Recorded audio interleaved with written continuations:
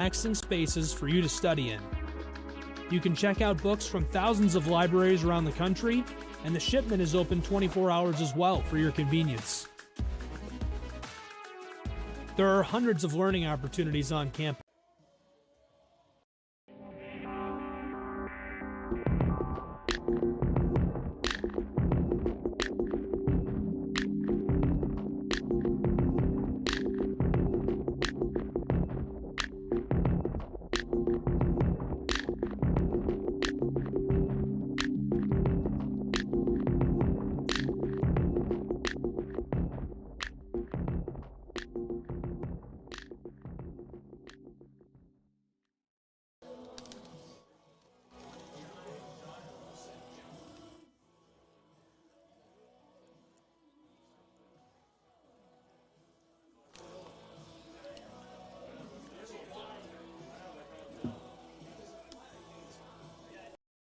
Welcome to Adrian, Michigan.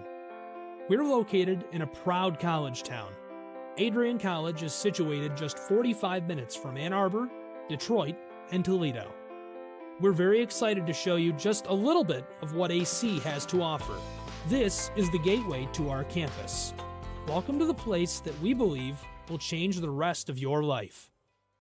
AC features one of the most well-rounded educational experiences in the country. We offer over 60 different academic majors and 10 academic institutes, as well as dozens of student organizations. Year after year, we've been ranked as one of the nation's best colleges, including being one of the most innovative institutions in the U.S. for our medical programs. Our campus is simply beautiful.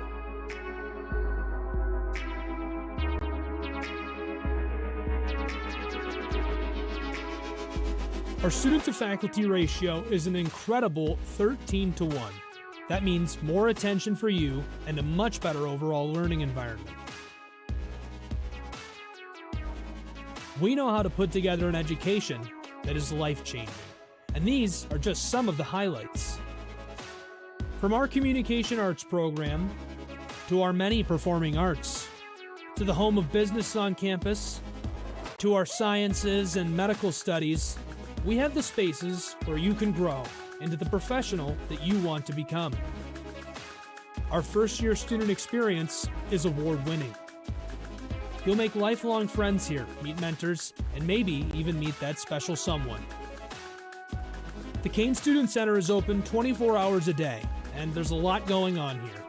The Bulldog Beanery has all of your hot drinks. Pause and Go is our on-campus convenience store. The bookstore is where you'll get all of your Bulldog gear, and you can just hang out and study in the skyboxes. Not far away is the Shipman Library. The Shipman has quiet, relaxing spaces for you to study in. You can check out books from thousands of libraries around the country, and the Shipman is open 24 hours as well for your convenience. There are hundreds of learning opportunities on campus. In addition to the arts and beautiful facilities, Adrian College is known for its athletic programs. There is nothing like a Saturday game day here in Adrian. The Bulldog football team are 11-time MIAA champions. At Docking Stadium, fans watch soccer, lacrosse, football, and more. Just a few hundred yards away, Adrian College's basketball teams compete. In addition to basketball, fans can enjoy wrestling, acro and tumbling, and volleyball here. We also have a state-of-the-art weight room available to all of our students.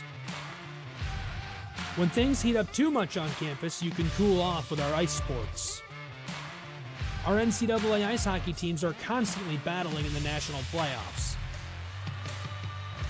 Just a quick walk down the service drive, we feature one of the best baseball and softball programs in the nation at our level.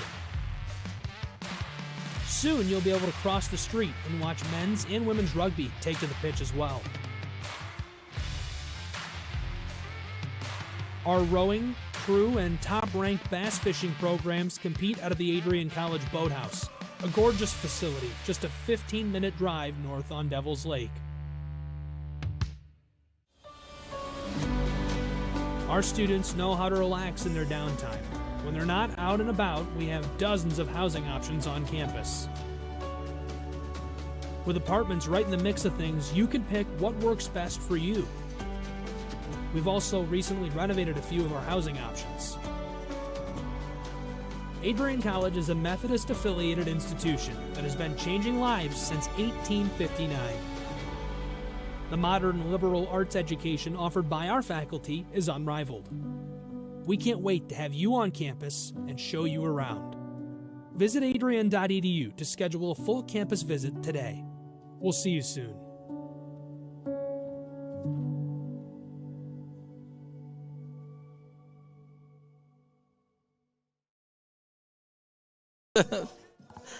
Dale's like, send that to me.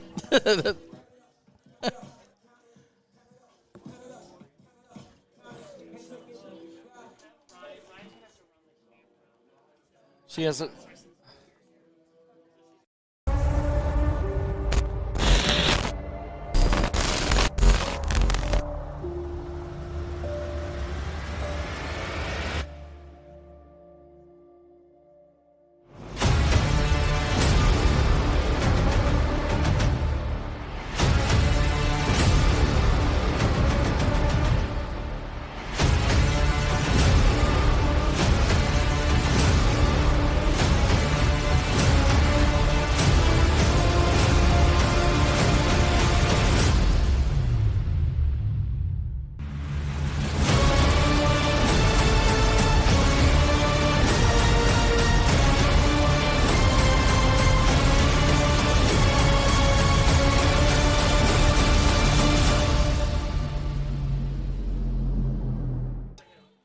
Well, at least it was a...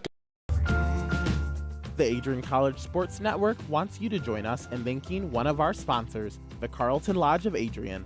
The Carlton Lodge offers a comfortable and convenient lodging experience.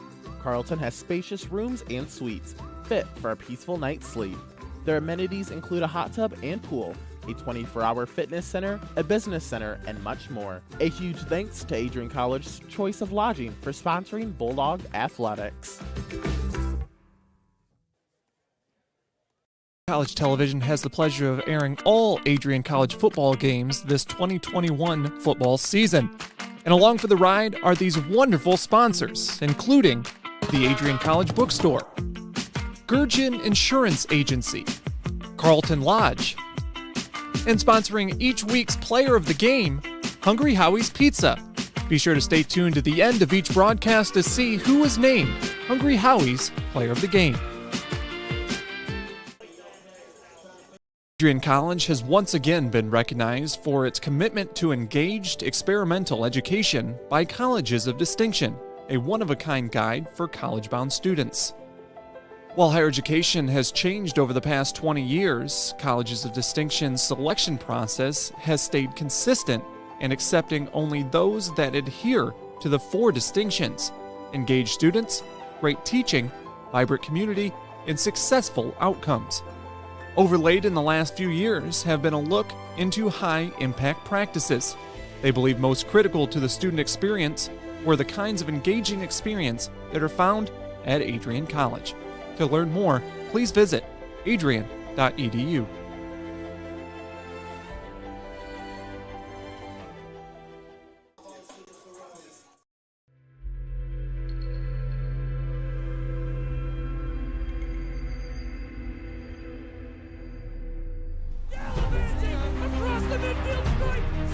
We continue to take pride and learn from Asa Mahan's leadership today.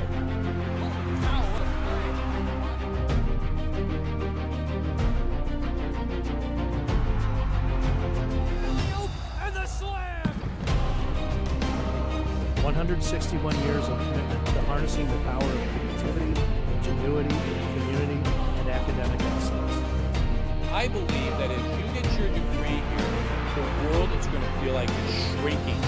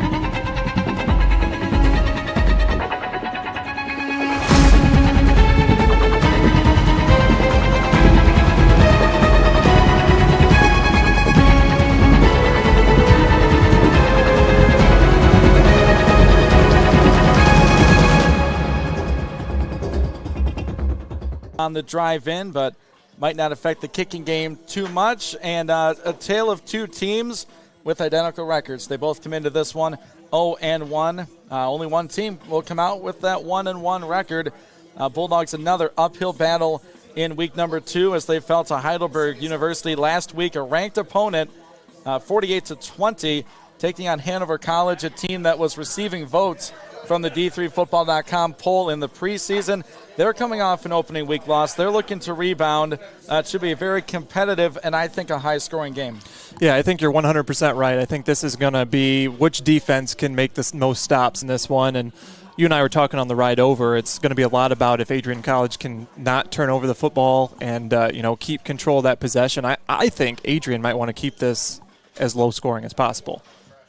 And we look at the opponent, Hanover College, and they feature one of the best running backs in Division III.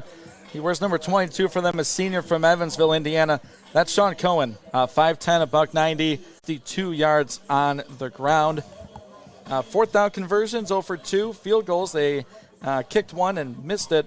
They were 50% in the red zone, and that was another key to that game last week as their opponent was a perfect 7 for 7 inside the 20. Time of possession, about 5 minutes, differed in that week 1 matchup. So, I mean, there's a lot of things that go into this equation, Jay, and clearly the Bulldogs, the underdog, in this week 2 matchup. Yeah, I think you're exactly right. Another team that comes in, with preseason ranking points, just like Heidelberg did last week. But you get yourself ready for a tough MIAA slate with some tough non-conference opponents. Yeah, we look at the Adrian side of things, and the offensive flow goes through Jack Werzer, the senior from Pinckney. When he's on, this team looks fantastic, and when he's off, it can snowball in the wrong direction. And we saw both sides of Jack Werzer last week. We saw some great passes, and then we saw some turnovers. As Jay alluded to earlier, he had 2 interceptions. He had a fumble in that contest last week. So I was talking throughout the week with coworkers. I said, look, if Jack can be 80% to 20%, 80% good, 20% not so good, I think the Bulldogs have a chance, but 50-50 is not going to cut it against a team like Hanover. Looking at the running back position, and we were watching the warm-ups for the Bulldogs, no number 20, Jimmy Clark, so that injury he sustained last week, significant enough to keep him out. It'll be Stephen Moses getting the majority of the carries, followed by Malik Ray. Both converted linebackers for this Bulldog team. Malik Ray, the young man from Hudson, Michigan, as they had a big win last night up in Clinton over the Red Wolves on that contest. But it will be Moses and Ray in that Bulldog backfield. Put up a pretty good fight last week. The offensive line with a challenge for the Bulldogs. It's going to be won or lost up front, Jay. I mean, we watched Heidelberg last week just push that Bulldog defensive line 5 to 6 yards down the field. There's really no other way to put it. They need to win the line of scrimmage. Yep, nope. I completely agree. If they can set the tone by running the ball, we talked a little bit about it last week, it'll make it a lot easier on Jack Werzer. And even Jack Werzer, moving with his feet. He has very athletic quarterback, and if he can just make some things happen, the Bulldogs should be in this right down the stretch. Looking at the pass catchers for Jack, the obvious people, in the lineup, Gage Pallas, Donald Scott, Tyler Poyer, the tight end, but a player that came on last week is Kenny Kajawa, because when he got open, and he got open often, he caught that football.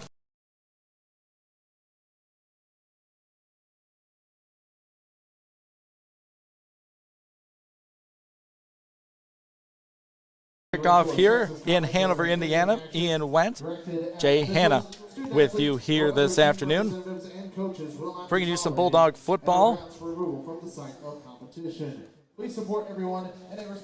Team captains out on the field, getting ready for the coin toss and the game to get underway. And I don't know if you point this out, I've been distracted by my technology. Road whites for Adrian College, looking pretty sharp. Slick.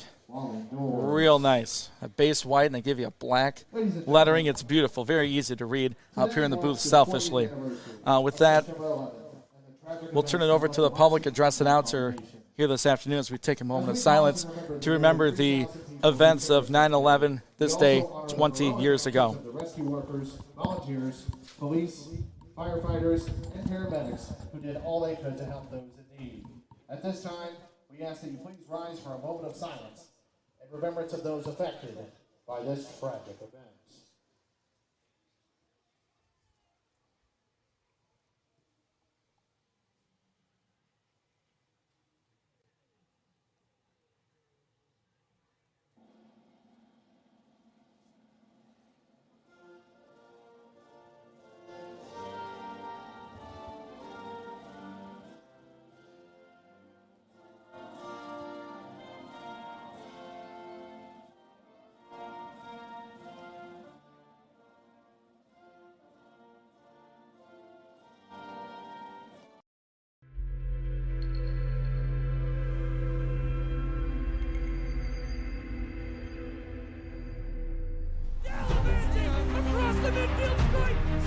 We continue to take pride and learn from Asa Mahan's leadership today.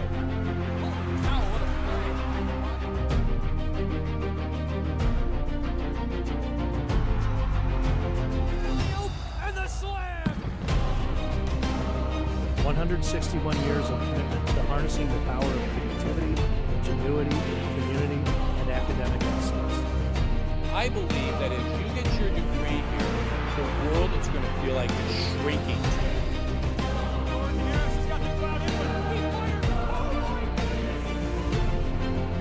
The Bulldogs will light the lamp!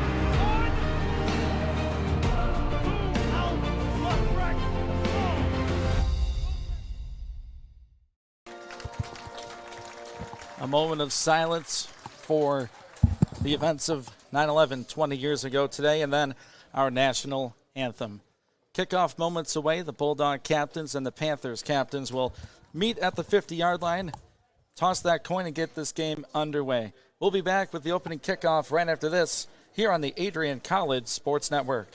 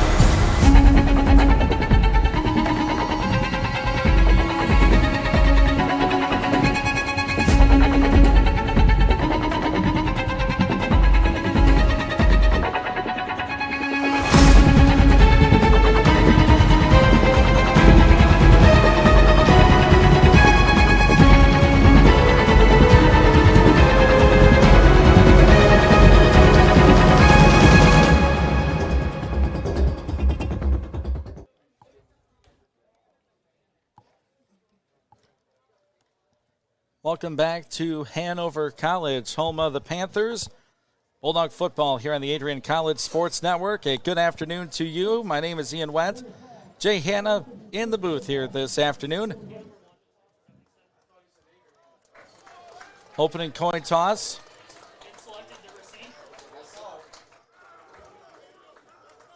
Bulldog quarterback Jack Werzer. Again, a very up-and-down performance last week against Heidelberg. He knows that. We know that. If the Bulldogs want to pull off this win, he'll have to be well above average, if not spectacular. Well, and, you know, we're interested to see what we're going to see out of Hanover as well. We were expecting maybe a 1-0 opponent to come in here last week. The Hanover fans a little disappointed with how they turned out last week, but both these teams fighting for their first win. I think Adrian really wants to get going before that homecoming matchup with Greenville next week.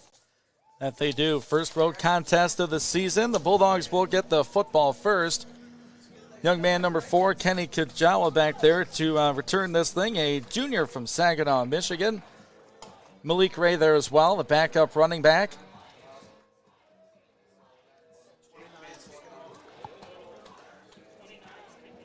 Jaden Vandesal getting ready to kick this thing off for Hanover College. It's game time! 15 minutes on the first quarter clock. Bulldogs to receive. The Hanover kicker checking to make sure his team is lined up. Here's the run-up and the kick. It's the direction of Kajawa. He ranges to his right, grabs it at the 5. Looking for blocking at the 20, cuts back to the left. Met there at the 21-yard line. That's right where the Bulldog offense will get things started. A 15-yard run back for Kenny Kajawa, and he will stay on the field, looks like, with the offensive group here, as we'll see Wurzer for the first time today. Yep, we're going to see how much. I want to see what kind of running attack they come in there, come out with. You know, they're already down in that depth chart on the running back side of things. So we'll see how much they rely on Jack Wurzer. I just think it's such a good idea to use the run to set up the pass. That seems to be the best strategy for Coach Deere. And it'll be Malik Ray getting the start at running back. He'll split some carries with Moses. Wurzer's in the shotgun, stands at the 16. Gets the snap from Pelletier right up the middle for Ray. It's a trap play, given 3 up to the 24-yard line. He's tackled right there by the Hanover linebacker. Jay, there was a hole initially, but Hanover got there quickly. Yeah, but I'll tell you what, they can get 3 yards of carry today. I think they're going to be pretty successful and pretty happy after last week not being able to run the ball at all. And a lot of that may be set up with a read option with Wurzer and Ray or something like that. Wurzer back in the shotgun. 3 out wide, 2 to the left. A fake to Ray. Throw to the flat. It's too low. Looking for the senior, Donald Scott, from the wide side of the field. Wurzer missed that throw. Felt a little bit of pressure, and with that, it's a 3rd down and long. Yeah, great pressure from Jamie Deckard Jr. Jamie Deckard, he's a junior. Wearing number 21, the defensive end. He got right in his face and made that throw off by just a few feet, but it was enough to make it incomplete. Up on the top of the screen, Cole Sesslar, who caught a touchdown pass last week. The lone receiver out to the left. Some movement up front. It could be a free play for Wurzer. Goes to Sesslar deep. He got some contact at the 50. Pass falls incomplete, but it looked like Hanover went over the line of scrimmage first as Devontae Hardiman making a plea with the officials there. Wurzer went deep when he saw he had the free play. Yeah, that was a very smart play and really handsy on the outside there by both sides. But Wurzer taking advantage of that, and I'm sure eventually here we're going to get the offsides call. There it is. There it is. A 5-yard walk-off makes a 3rd and 7, a 3rd and 2. And with that, they switch out Ray for Stephen Moses in the backfield. More of the power back for this Bulldog offense, and Coach Bailey, the offensive coordinator. They bring in the tight end, Tyler Poyer. He'll set up on the right side of the line. I know this is 3rd and 2 on the first drive, but I just feel like this is a very important play early. Trips tight to the right. They pull a guard. Moses cuts it back left. He's going to be close, Jay. I think he got the first down by about half a football as he crosses the 30. Yeah, good job bringing the power back to get that first down. But the reason I think it's so important is I think controlling the clock is going to be so important for Adrian College in this game. Make these long drives, even if you don't score each time. Just make sure that you get out there and you take some time off the clock and just be efficient. From the Bulldog 31, ball in the middle of the field. It's 4 receivers in the pattern for Wurzer. Hanover shows 2 down linemen, 4 rush. It's a fake, a throw over the middle. Caught by Donald Scott, the 45. He'll fall forward. That's an Adrian College first down at their own 48-yard line. Beautiful play action from Wurzer. Scott got inside of his defender, and a solid catch for a first down. That was well done. Yeah, very well done. Now near midfield. Good opening drive here. Already a minute and a half off the clock. A couple first downs, and this is the time where you keep control of the football. Don't turn the ball over and just keep moving the ball.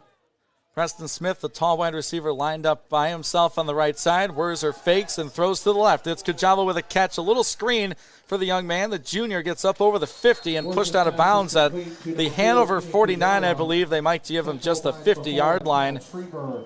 But getting Kajawa involved early.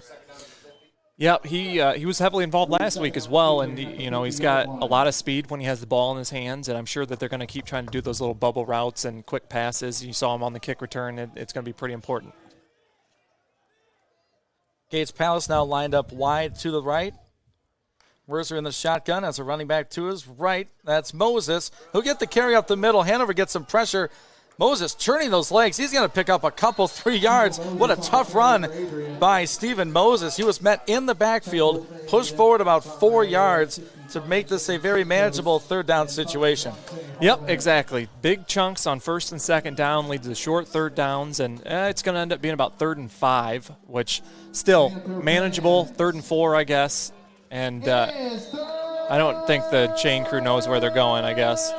There we go. Looks like 5. 3rd and 5. First possession of this ball game. 0-0, 12:15 to go in our first quarter.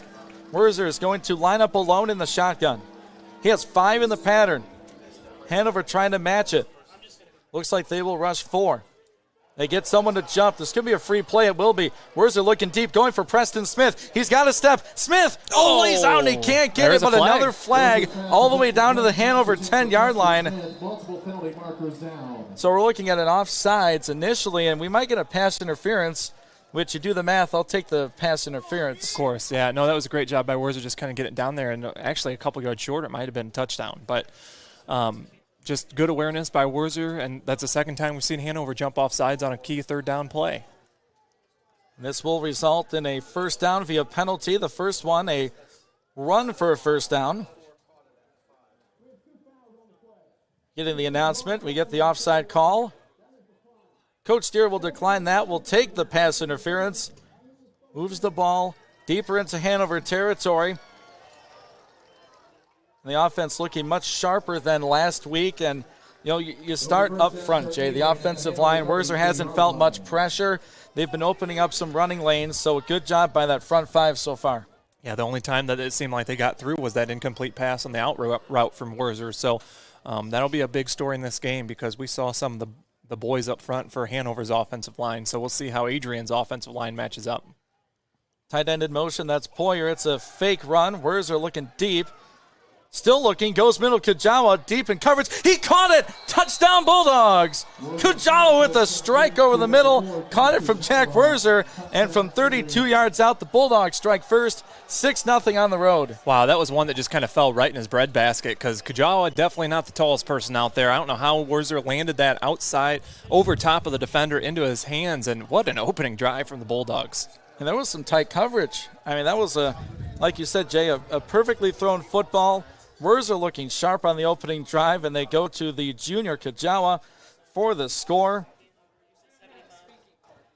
Gage Palace will hold for the extra point from Cooper West.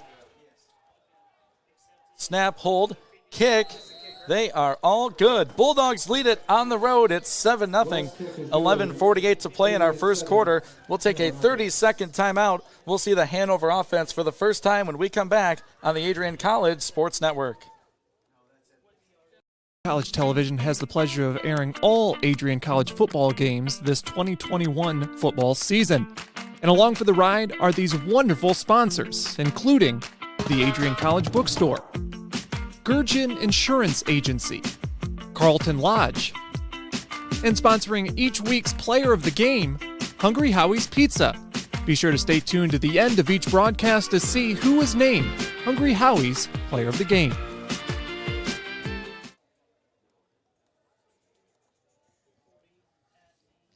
Adrian College drives 79 yards in their opening possession to take a 7-0 lead. A 32-yard touchdown pass from Jack Werzer to Kenny Kujawa. And the extra point by West. It's 7-0 Bulldogs. 11:48 showing on the first quarter clock here on the road. We'll see a high-powered Hanover offense here after this kickoff by Austin Benke. Here's the run-up. And the kick. Relatively deep. It can be fielded at the 16 on the run. Takes it out to the left side, up over the 30, 35, near the 40. He'll be tackled at the 42-yard line. Kick returner there. Very good field position for this opening drive, and we'll see the senior from Georgetown, Indiana, Matt Weimer, the quarterback, stands at 6'2", $180.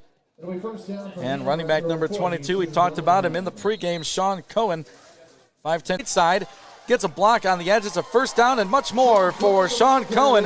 1st and 10, Panthers at the Adrian 43. He got that edge, and a second block gave him the necessary yardage for a Panthers first down.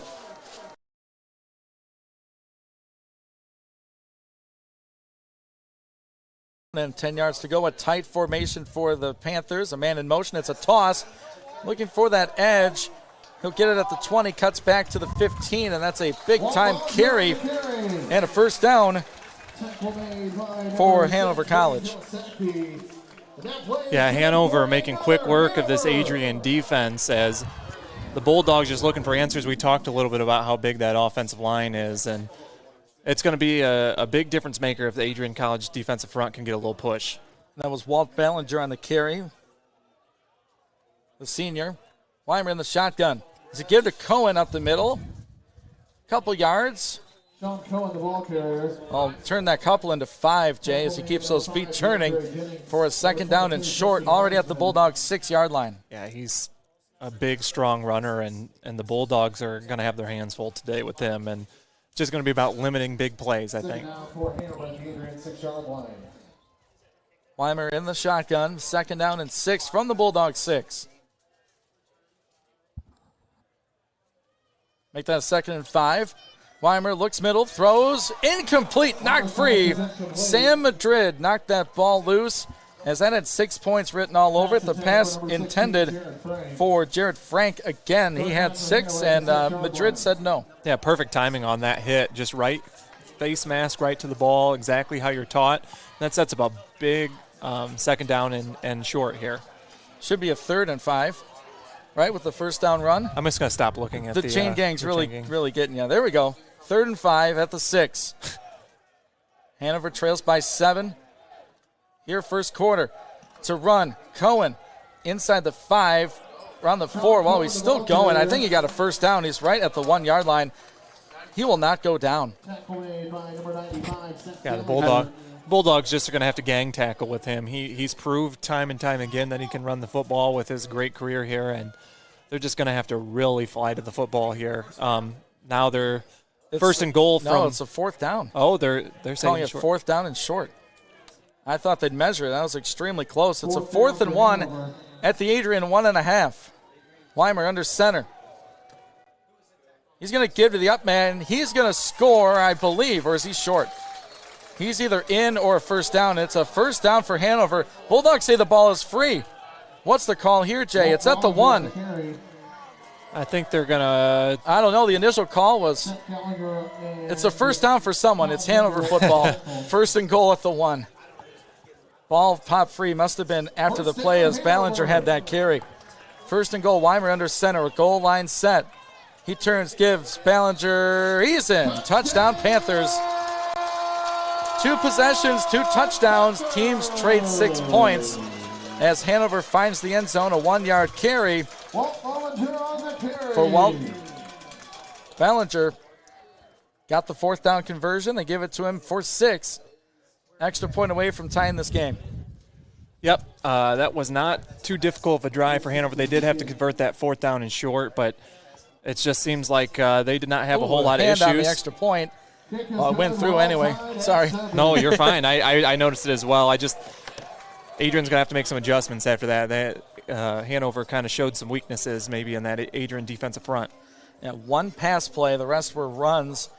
And Hanover ties this game at 7. 8:38 to play in our first quarter. We'll take a 30-second timeout. Bulldogs' second possession when we come back on the Adrian College Sports Network.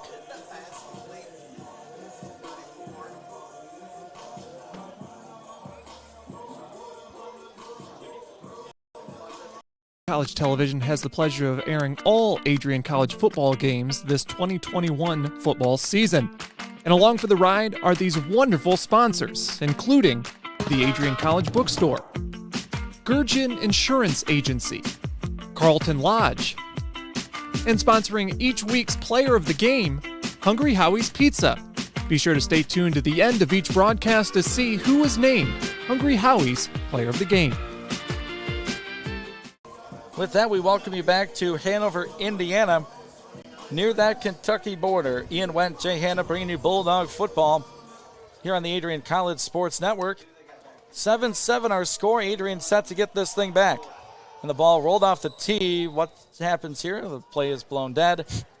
They'll redo it. That was really close to tragedy potentially for Hanover as the kicker ran up and the ball had a head start. Jaden Vandelstal, the sophomore from Butlerville, Indiana. He'll put the ball back on the tee. Well, we've called Kenny Kajawa's name quite a bit early here, so we'll see if he likes to return it again. He didn't have much success on the opening return, but we talked about how this might be a high-scoring game. 2 scores 6 minutes into the game. Kind of headed that way. Yeah, trending that way. The Bulldogs getting it done through the air. The Panthers on the ground. Ball on the tee. Here's the kick. It's right to Kajawa, and he'll let it roll into the end zone. That's a touchback. Ball goes into the end zone for a touchback. Adrian What with the ball adjustments, at the Jay, do you think 25-yard line. Hanover will make on the second possession? Well, obviously, they're going to try to limit those 3, 4, 5-yard runs on first and second down because that just made it so much easier to throw the ball downfield, which I guess the 2 offside jumps also made it easier to throw downfield. Maybe be a little bit less physical on the outside with the receivers. That proved to be costly with that big pass interference call. Just a few things to sharpen up, but Adrian looked pretty good offensively in that opening drive. One of those defenders out there to stop that run, Kyle Schreiber, 6'3", 225 from Mishawaka, Indiana. Here's a run by Moses on first down, and they do just that. Moses, maybe a couple, up to the 27-yard line. It'll be a second down and 8 upcoming for Adrian College. See, that's what Hanover needs to do, limit those to 2 yards instead of 3 and 4 because, a third down and 6 is a lot different than a third down and 2 or 3. When you're setting up defensively. And so just like that, this is a big play for Adrian on second down. 8 yards to go. Words are in the shotgun. It's a give to Moses again. Up the middle. Some room this time. Oh, he runs a man over. That's an Adrian first down. Just took on that linebacker, lowered those shoulder pads, and that's a first down for Adrian. Great run by Stephen Moses and Kyle Schreiber in on that tackle. Yeah, no, that was a good, strong run. That looked like the Stephen Moses we saw last spring. Mm-hmm. Absolutely. Kind of thrust into that position with injuries and depth issues at the running back position. He certainly filled out those shoes nicely. Wurzer with 3 receivers, a tight end, and a running back.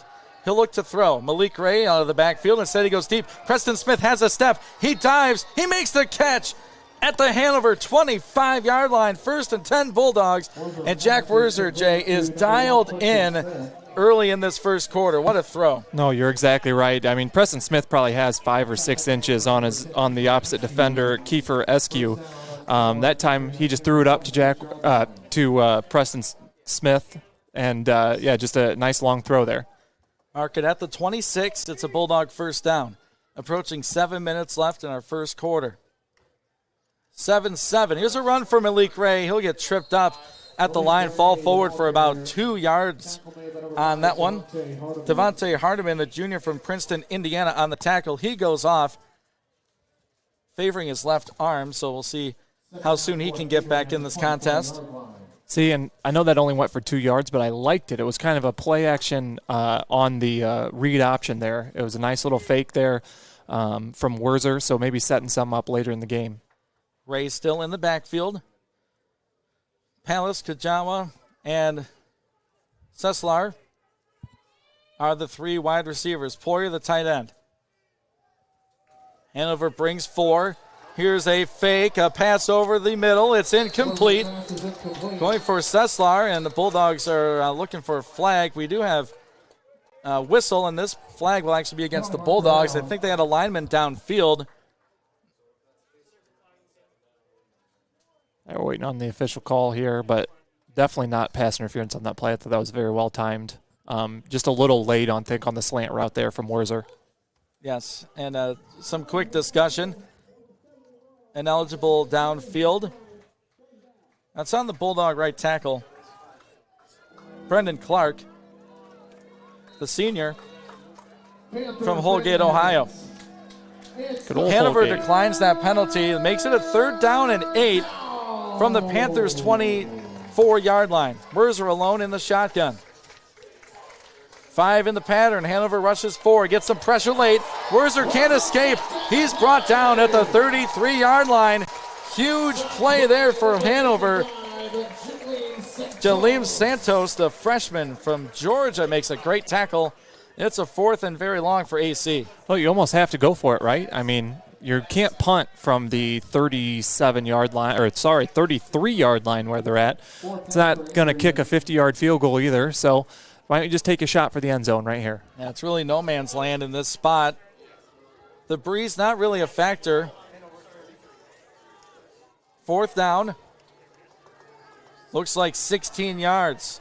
Malik Ray, the running back, he'll flank his quarterback in the gun.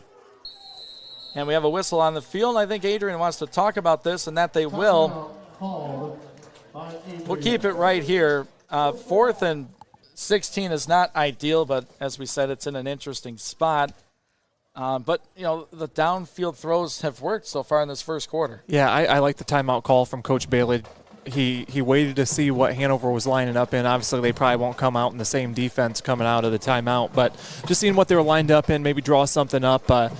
They have to get to it looks like the 17, in between the 16 and 17 for a first down. And I got to think maybe a post route or that fade to Preston Smith again, maybe look that way. I think Hanover's got to be focusing on that because with Smith's height, he is a prime target downfield with some of these short cornerbacks for Hanover. He really is, and Wurzer's been spreading the ball around. So, yes, you do want to focus on the one target, possibly Smith, but Wurzer's not afraid to throw the ball around. You see number 9, Donald Scott, a reliable target for him last year. He'll line up in the slot. It's a 4th down and 16, a tie ball game, 7 apiece, 5:33 to play in our first quarter. See, Smith's got single coverage on the right side here. Wurzer in the shotgun. Has Malik Ray in the backfield. Wurzer with time, surveys the field. Receivers going deep. Wurzer going for Smith, a jump ball. Yeah. He's grabbed a little bit, but not enough to warrant a flag. As the Bulldogs turn it over on downs, Hanover with really good field position again. They'll have the ball at the 33. Actually, he was targeting Sessler on that side of the field over there. I believe that was number 7. Correct. 7 and 1 look exactly the same. But, yeah, that one, Jack had plenty of time. I think he needed to throw that a little bit sooner. Actually, it was Smith that had the safety over top, and they left Sessler hanging. So it was a good read by Jack. Threw it where it wasn't going to get intercepted, and unfortunately they turn it over here. So Bulldogs go scoreless on their second possession. Here's Hanover with the ball for their second time. Little bobble on the snap, but they get it over to Cohen. He'll move forward for about 4, maybe 5 yards. I mean, Gallagher on the tackle. A botched play there, and he still got 5 yards. That's a problem. Yeah, snap not handled very well by Matt Weimer, but he was able to just get it to his All-American running back. They're both in the shotgun. 2nd down and 5 for Hanover. Under 5 to play in the first quarter. We're tied at 7. Bulldogs have 3 down linemen. It's a pass. Straight drop back.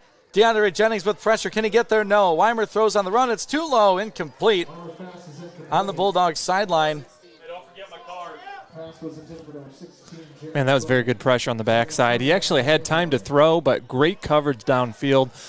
That was the throw where the receiver's the only person that could catch it, but it was too low. Good job not interfering and setting up a long 3rd down and 5.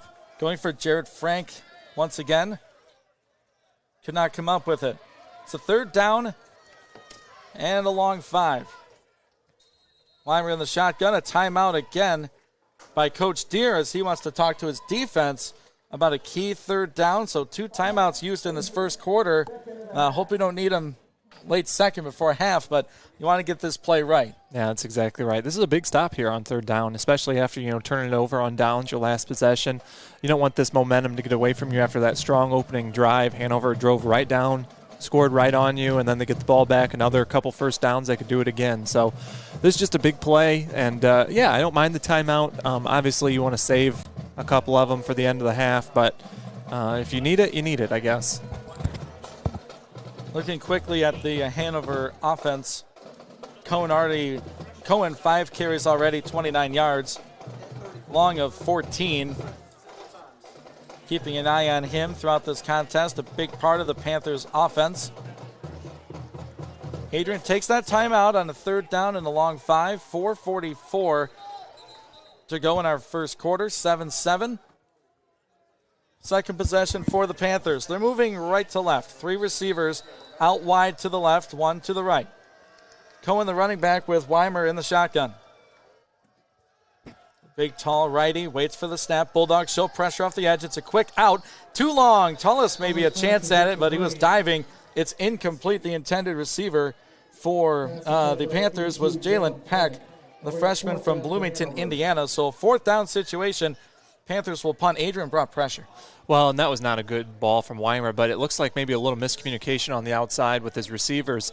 I think he cut out maybe a little too soon or something, but it was an errant throw and a good stop for Adrian. So back-to-back stops by these two defenses.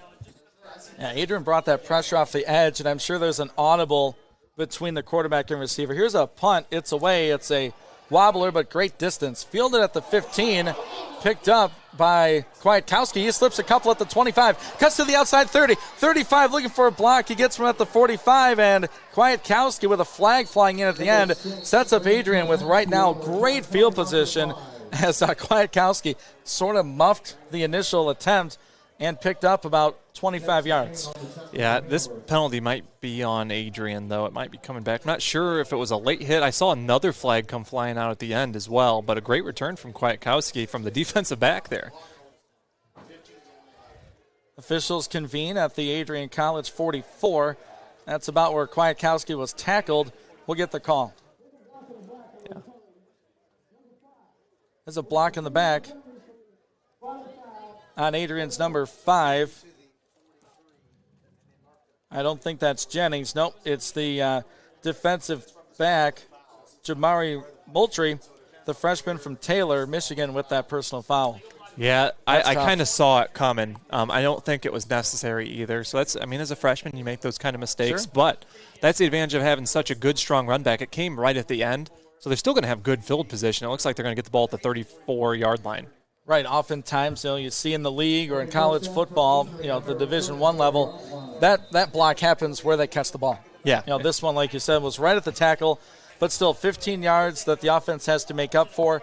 It's a 1st and 10 at the 34. Tied at 7, 4:22 to go in our first quarter. Hanover shows 4 on the pressure. They'll bring it. It's a handoff. Moses, 4 yards, approaching the Bulldog 40. The offensive line is creating just enough space for these Bulldog backs, and it's really impacting the pass game. Yeah, no, it's opening up a lot, and Stephen Moses is the type of running back that can wear down a defense as well. You obviously don't want to overuse him. We saw him get overused plenty in the spring before he got hurt, but he's a guy that can handle the load and great guy to have as your backup. Here's a counter play as a pulling guard comes over. Can't help Moses at all. To the line of scrimmage, brings up a 3rd down and 6 yards at the Adrian 38. Nowhere to go. No, nowhere to go. Sets up a big, long 3rd down here. This is the type of situation where you don't want to make a big mistake and have a turnover. So obviously you rely on your leader quarterback here to make the right move. And we haven't seen Jack run at all yet. Might be a situation here. We have not. Moses checks out. Kenny Kajawa comes in, the young man who caught the Bulldog touchdown on the opening drive. He's lined up in the slot on the right. Merzer alone in the shotgun. It's going to be a quarterback draw. He's going to cut it back to the left. Needs to pick up another couple of blocks. He gets harassed at the 35 to the 40, maybe the 41. Merzer went about 30 yards to get 3, Jay, and the blocking just wasn't there up front to free Werzer. Man, what a good effort there from Werzer. I don't necessarily care for the draw call this far back into their territory. I mean, I maybe a rollout pass designed run or something like that. Just the way with how much pressure they're bringing up the middle, it just didn't quite work out that way. But again, you could be setting up something later in the game. Coach Bailey knows a heck of a lot more than I do, so they'll take the punt. And like I said, no turnovers. Austin Benke punts it, and it hits one of the gunners, Gage Palace, at around the 30 of Hanover. So Benke's hit an umpire in week 1, and now he's hit the back of one of his teammates. He's saying, I want some more yardage on these punts. That was dangerously close to hitting a Hanover player there. It was. So maybe he should just start doing target practice on those punts, is just aim for somewhere and keep it low, and you never know what can happen. Interesting strategy. Hanover with the ball, their 3rd possession already in this first quarter. Both teams scored on their opening possession. Teams have been trading punts ever since. Weimer and Cohen in the backfield. It's a stretch play to the right for Cohen. Bulldogs wrap him up initially, but Cohen breaks free from a second tackle, a third. I mean, he took a 2-yard loss, Jay, into about a 5-yard gain. That's special. Yep. Well, and that was just, you got to wrap up and make the tackle in the backfield. It looked like they had him swarmed, and a good job bouncing outside, and all of a sudden got 5 yards right there. 2:21 to play in the first quarter. 2nd and 5. Clock moving. Bulldogs show 3 down linemen to run to the left side. Bulldogs get there quickly and wrap down the running back after a 1-yard carry. Nice tackle by the defensive lineman there, Justin Wiseman from China Township, Michigan. Yeah, that was a good job recovering after, a botched first play. Setting up 3rd and medium here, 3rd and 5. It's almost like deja vu from the last drive. It's a 3rd and 5 at the 36 for the Hanover College Panthers. 1:40 to go in the first. Trips over to the left side. Madrid on the pressure. Wyman with plenty of time to throw. Goes second level. Caught near the 50-yard line. Had plenty of time, and he found the open man. That was Hunter Eads, the junior from Batavia, Ohio, with a Hanover College first down at the Adrian 49. Yeah, they kind of ran levels on the outside there that time. Good job being patient by Weimer, and he found the open man for a big first down near midfield. Panthers work right to left. 1:10 to go, first quarter.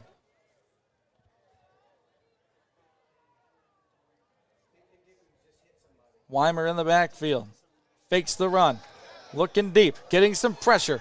Bulldogs touch him but can't bring him down. Weimer dancing in the backfield. Finally wrapped up and taken down behind the line at the 46-yard line of Hanover. Finally getting that tackle behind the line of scrimmage. Manuel Cole, the D lineman from Lansing, the freshman. Such good pressure and great effort on the outside there by Adrian. They had about 4 guys in the backfield, and Weimer could not get free, and a big play there on first down. It's a 2nd down and 15, under 30 to go in the quarter. 15 on the play clock for Weimer and the offense. In the pistol formation, this is a straight back pass. Weimer looking left, gets it out to Ballinger. He'll get about 5, 6, and just keeps going. Fumbles the ball at the end. Is this an Adrian ball, or was he down? Officials will talk about this. The ball popped out. It's an Adrian football at the 36-yard line. No way. It looked like he was down.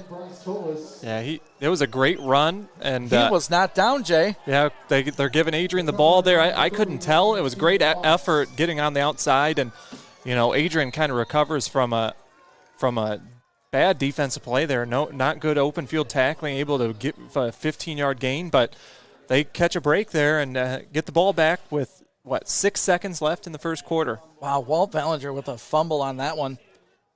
Running back who had the Hanover touchdown. It's an Adrian football at the 36. Off of the fumble. It's a fake. Werzer to Kajawa in the flat to the 45, 46, and about 9 flags come in. Must have been a pick, maybe. Gage Pallas standing there looking guilty at the 45. He can't believe it. Bulldogs have been penalized a couple times in this one. It's a first down on the play. And the indication is against Adrian. Hanover will accept this and redo first down, I believe. Not sure if it was a pick or a block in the back or a hold. We'll get the call. Final play of the quarter. Picking up all the flags. Still waiting for the call. They're talking to Coach Deere now. Coach Bailey, I don't think Coach Bailey cares for the call there. And the team's walking back. It's offensive pass interference on Gage Pallas.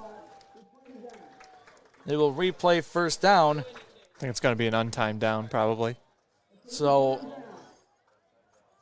it's a 15-yard penalty from the snap. So this goes from a 1st and 10 at the 46. to a 1st and 25 at the Adrian 21. Off of the Hanover fumble, we'll have a one play here untimed at the end of the quarter. So we'll see what they can do here to dig out of this 1st and 25. Werzer gives to Malik Ray. Gets met in the backfield. He'll go nowhere. Maybe lost a yard. That's the end of the first quarter. Offenses start quick. Back-to-back touchdowns, and the defenses have been standing up here in the first quarter. We'll head to the second, tied up at 7 between Hanover College and Adrian College. You're listening to Bulldog Football on ACSN.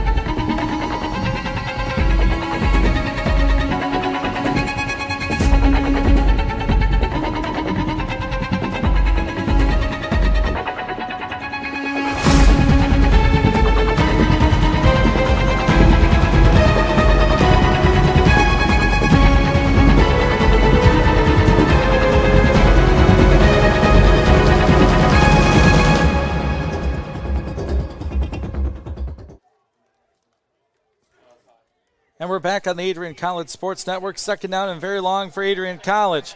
Werzer looking deep. He has Preston Smith open. He overthrew him by about a yard.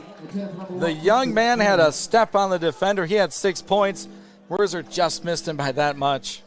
Yeah, it's been the kind of day with him and Preston Smith. You just have not been able to find each other, and he probably would have easily ran in for a touchdown there with nobody within 10 yards had that been completed. Looked like Jay Fanning on the coverage, the sophomore from Thompson, Georgia. It's now a third down and not very long. Right around 25 yards. We'll see the call. It's going to be a straight drop back for Werzer, getting some pressure, throws it quick. Smith comes back, catches at the 45. Smith on his feet at the 50, the 40, the 30. He's pushed out of bounds. A third down conversion. Werzer to Smith. Doesn't work the first time, just go back to it. Werzer put it right on the money. Smith got that separation. That was a little bit different, though. It wasn't a straight fade. It was kind of a back shoulder throw, and a good job by Smith kind of keeping his hands in. Maybe got a little bit of contact there, but a great throw on the outside and turning upfield. He kind of knew he was running out of gas there. He kind of headed towards the sidelines, but he ran 50 yards the play before. Yeah, I mean, that was third and infinity right there, completion. That was a big play. Third infinity and beyond, right? That's right. 1st and 10 at the Hanover 28. Here's Stephen Moses. Gets a little hole, couple yards near the 25-yard line. So we'll see what this offense can do. A huge third down conversion. Third and, I believe it was 26 on that last play. Can they capitalize? Gage Palace in the game. Poyer at tight end. Kujawa and Seslar at receiver. Werzer in the shotgun. 15 on the play clock. Motion by Poyer. Claps his hands. It's a run fake.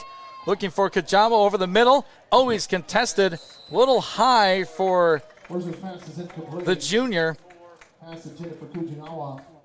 But a third down and 8 coming up. That's a very nice route run by there, Kujawa. That ball was way too high. I think if he keeps that down low and leads Kujawa, that might be a touchdown. I think he had it the inside path there. But one more down to work with here as we see coming on the field, Preston Smith again. Yeah, and one thing that you have to like for this Bulldog offense so far, the majority of the time, Jack has had time to throw. Yeah. When he's needed time, he's been able to stand there, look at the field. Last week, he was running for his life most of the game. So kudos to this offensive line. Third down and 8. Here's Werzer and a flag beforehand. I think they got someone jumped. Play clock, maybe. Yeah, it is delay of game. That's a bad penalty right there. That is coming off a incomplete pass. Makes it 3rd and 13 at the Hanover College 31. Down now at the 31-yard line. 7-7 the score. Clock stops at 13:47 of the first half. Tied up at 7. Ian Wendt, Jay Hanna here with you, bringing you Bulldog football. Merzer with time, looking to the outside. Got a man down there. A leaping catch made. Was he in bounds? Palace is out of bounds. Boy, Gage Palace caught that ball, but he couldn't get a foot in. Very tight coverage out there by the Panthers. It'll be a 4th down and long. Now you're caught in between field goal and go for it. You went for it before at about this spot, so the offense stays on the field. That was a heck of a throw and catch right there that even got completed. So another big 4th down here. Converted a 3rd and 26 earlier on this drive. Here's Werzer in the shotgun. They need 13. Ball at the 31 of Hanover College and a whistle. And the Panthers need a timeout. The coach is yelling from the sideline to get that alignment correct. So they'll use a timeout. We'll take a 30-second timeout as well. Big 4th down upcoming. 7-7 our score on the Adrian College Sports Network. Television has the pleasure of airing all Adrian College football games this 2021 football season. And along for the ride are these wonderful sponsors, including the Adrian College Bookstore, Gurgin Insurance Agency, Carlton Lodge, and sponsoring each week's player of the game, Hungry Howie's Pizza. Be sure to stay tuned to the end of each broadcast to see who is named Hungry Howie's Player of the Game.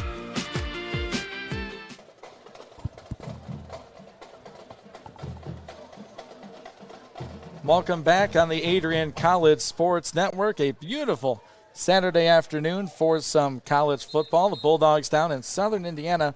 We're taking on Hanover College. The Panthers, big 4th down upcoming. It's a 4th and 13 from the Hanover 31. Jay, who are you looking for here on this 4th down play? You know, I think any one of the receivers that can get open. I don't see Kajawa on the field. He seems to be the big play guy. So maybe Palace on the inside here. We'll take a look. Smith double covered at the bottom of the screen. At the bottom of the field, here's Werzer, steps up into the pocket, over the middle, adjusting and picked off inside the 5. Nothing wrong with that at all. I mean, it was 4th down and long. They actually that was a great punt right there. Arm punt. Yeah, they forced him down to the 2-yard line right there. That was not a good throw by Jack, but he was looking inside. I think that was Palace. It might have been Donald Scott, but just tried to force one in there. Nothing he could do. There's nobody open. He'll take that, I think. Credit to Hanover's defensive front for getting pressure on Werzer, but maybe a coaching moment for the Panthers. You want to knock that ball down because they lost about 30 yards on that play. But instead, the offense out on the field, it's still tied up. It's a 1st and 10 from their own 3-yard line. Weimer in at quarterback. It's a give. Bulldogs meet him at about the line of scrimmage, and again, pushing the pile for Cohen. Give him 4. Jay, it's like a replay of 2 years ago. I mean, Cohen has not lost a step. Well, when you're looking at an offensive line at 310, 260, 280, 285, and one, light man at 250, but there's some big boys that are going to get some push up there. Yeah, show him where the dining hall is. All right, here we go. A 2nd and medium, 6 yards to go, 13 to go in the half. Motion. Getting out wide to Cohen, jumps over a man, pushed out of bounds toward the line to gain. I think they'll give it to him. That's extremely close as they send him in sort of a jet motion. Yeah, they're going to mark him 1 yard short. That was a really nice play call there and good blocking on the outside by Hanover. It's just a case of getting your best player of the football. Yep. No matter how it happens. Handoff, pass, snap it to him directly. He's out on there still. Cohen for a 3rd down and 1. Bulldogs 3 down linemen. Here's the snap, a give. Cohen, or Ballinger gets the 1st down. Needed 1, got 1.5. Kyle Minder, credit with the tackle for AC, whereas number 42 in the middle of that Bulldog defense. Yeah, nope. good job by Hanover getting out of deep in their own territory there. Now it's their turn to kind of eat some clock. About 12 minutes to go here in the second quarter. I'm sure they want to make a nice long drive here with how these two defenses has been playing lately. 1st and 10 from their own 14 off the Adrian interception. Cohen, or 34 again, that's Ballinger. He's bottled up right at the line. It's a long whistle there, Jay. We've seen throughout the contest. They're letting these linemen, both sides, push that running back before blowing it dead. I don't mind it if you do it all game. No, exactly. But it is allowing the runners to get a few extra yards here and there. So that might be important down the stretch. But, yeah, like I said, I did not expect before the game to talk about in the second quarter how good the two defenses are playing, especially 6 minutes into the game. 7-7, both offenses scoring their first possession. It's been scoreless since, under 11:30 to go in the first half.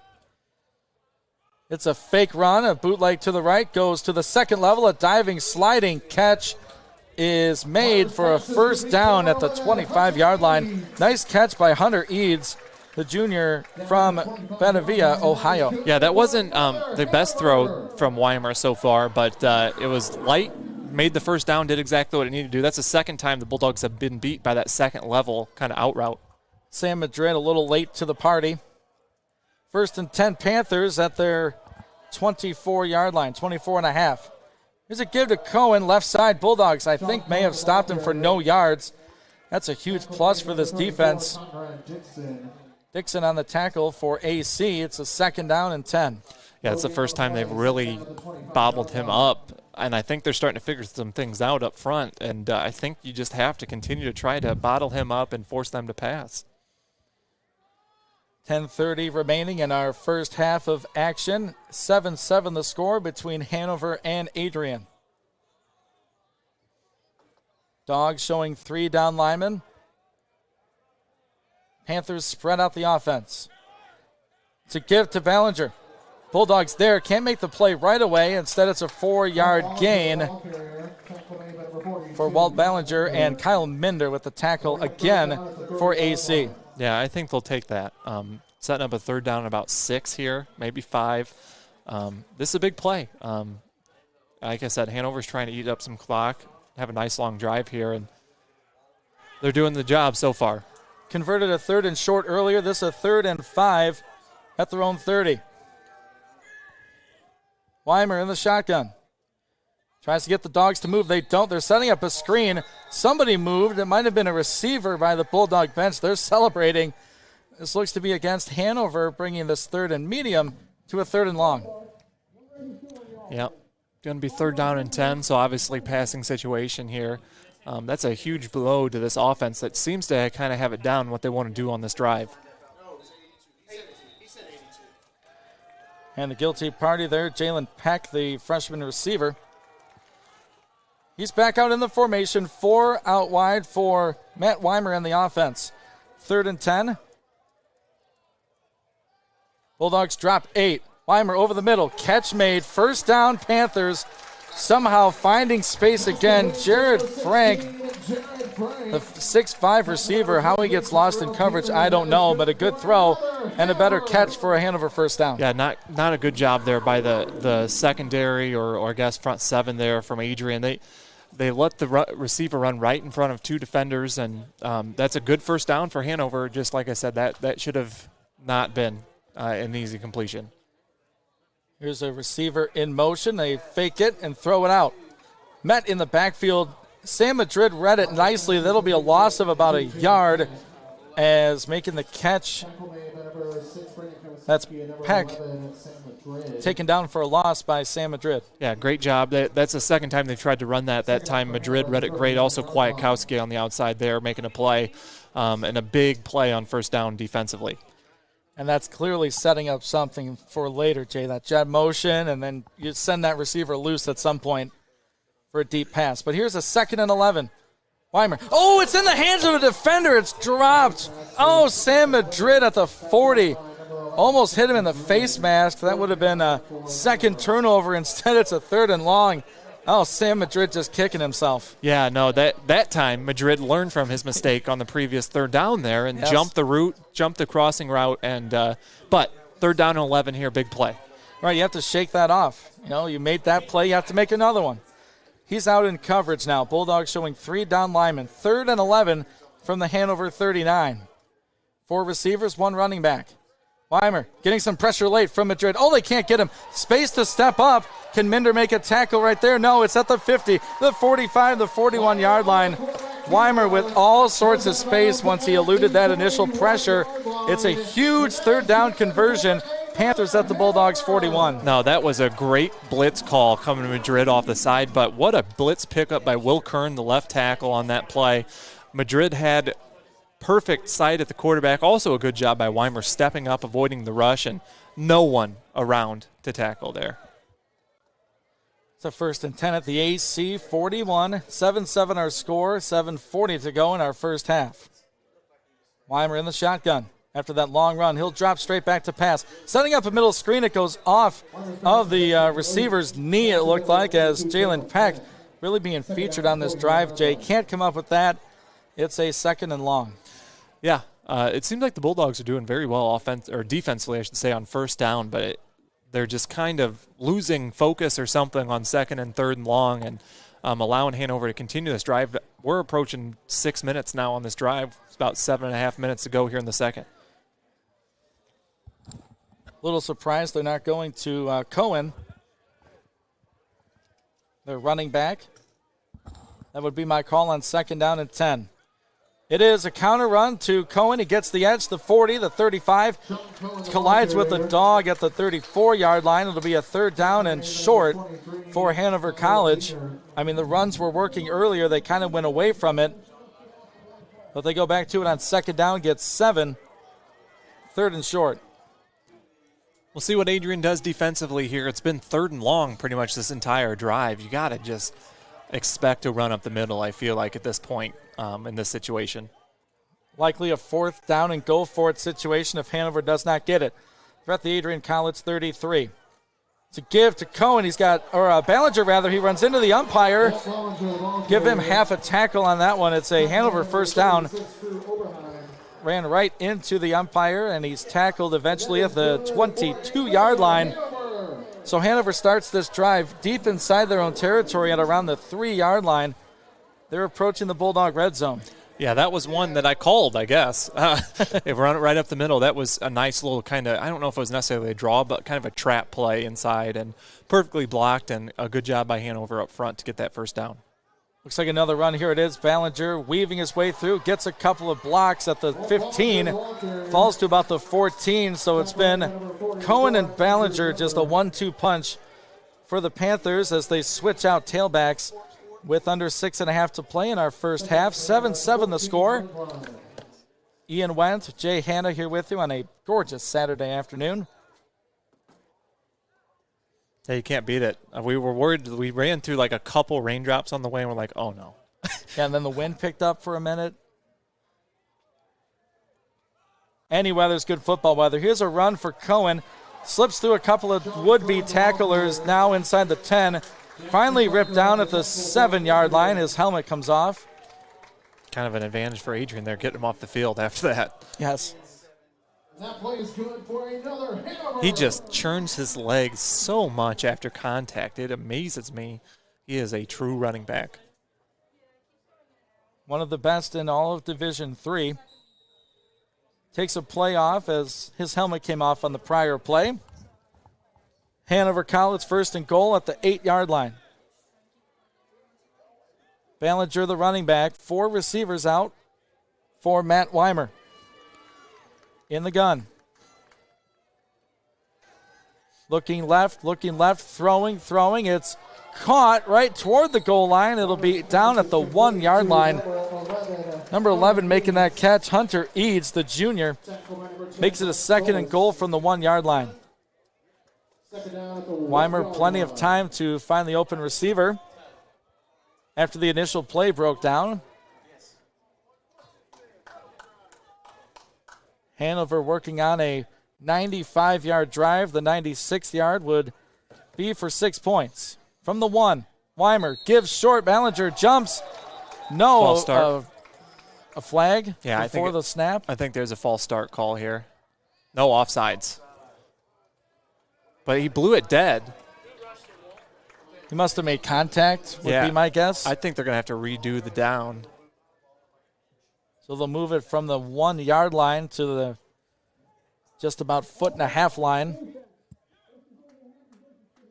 So half the distance to the goal penalty. Made contact with the lineman. That's why the play was blown dead. So Ballinger will have to try it again in all likelihood. Boy, they put those two out there, Jay, Ballinger and Cohen, on the same play. Yeah, no, that was a beautifully played or run ball there. He hopped over the Adrian defense, which I don't know how much came in with the whistle, but I wouldn't doubt they try it again. First and goal from the few inches. Weimer under center. Ballinger stopped at the line. He will not get in. Adrian holds on second down. Good push up front by that Bulldog front. Well, it helps when you have that offside call to know exactly what's coming. Exactly. So a third and goal from the 1. They've driven from their own 3.5 yard line. They're inside the Bulldog 1. 4:10 to go in our first half. Weimer under center. He'll try it himself. Bulldogs stop him initially. Will he get pushed in by his running back? No, the linesman said he's short. Oh, and the Bulldogs hold on third down. Did not get it. The 6'2", 180-pound quarterback stopped short. It's a 4th and goal. What a stop this would be, Jay.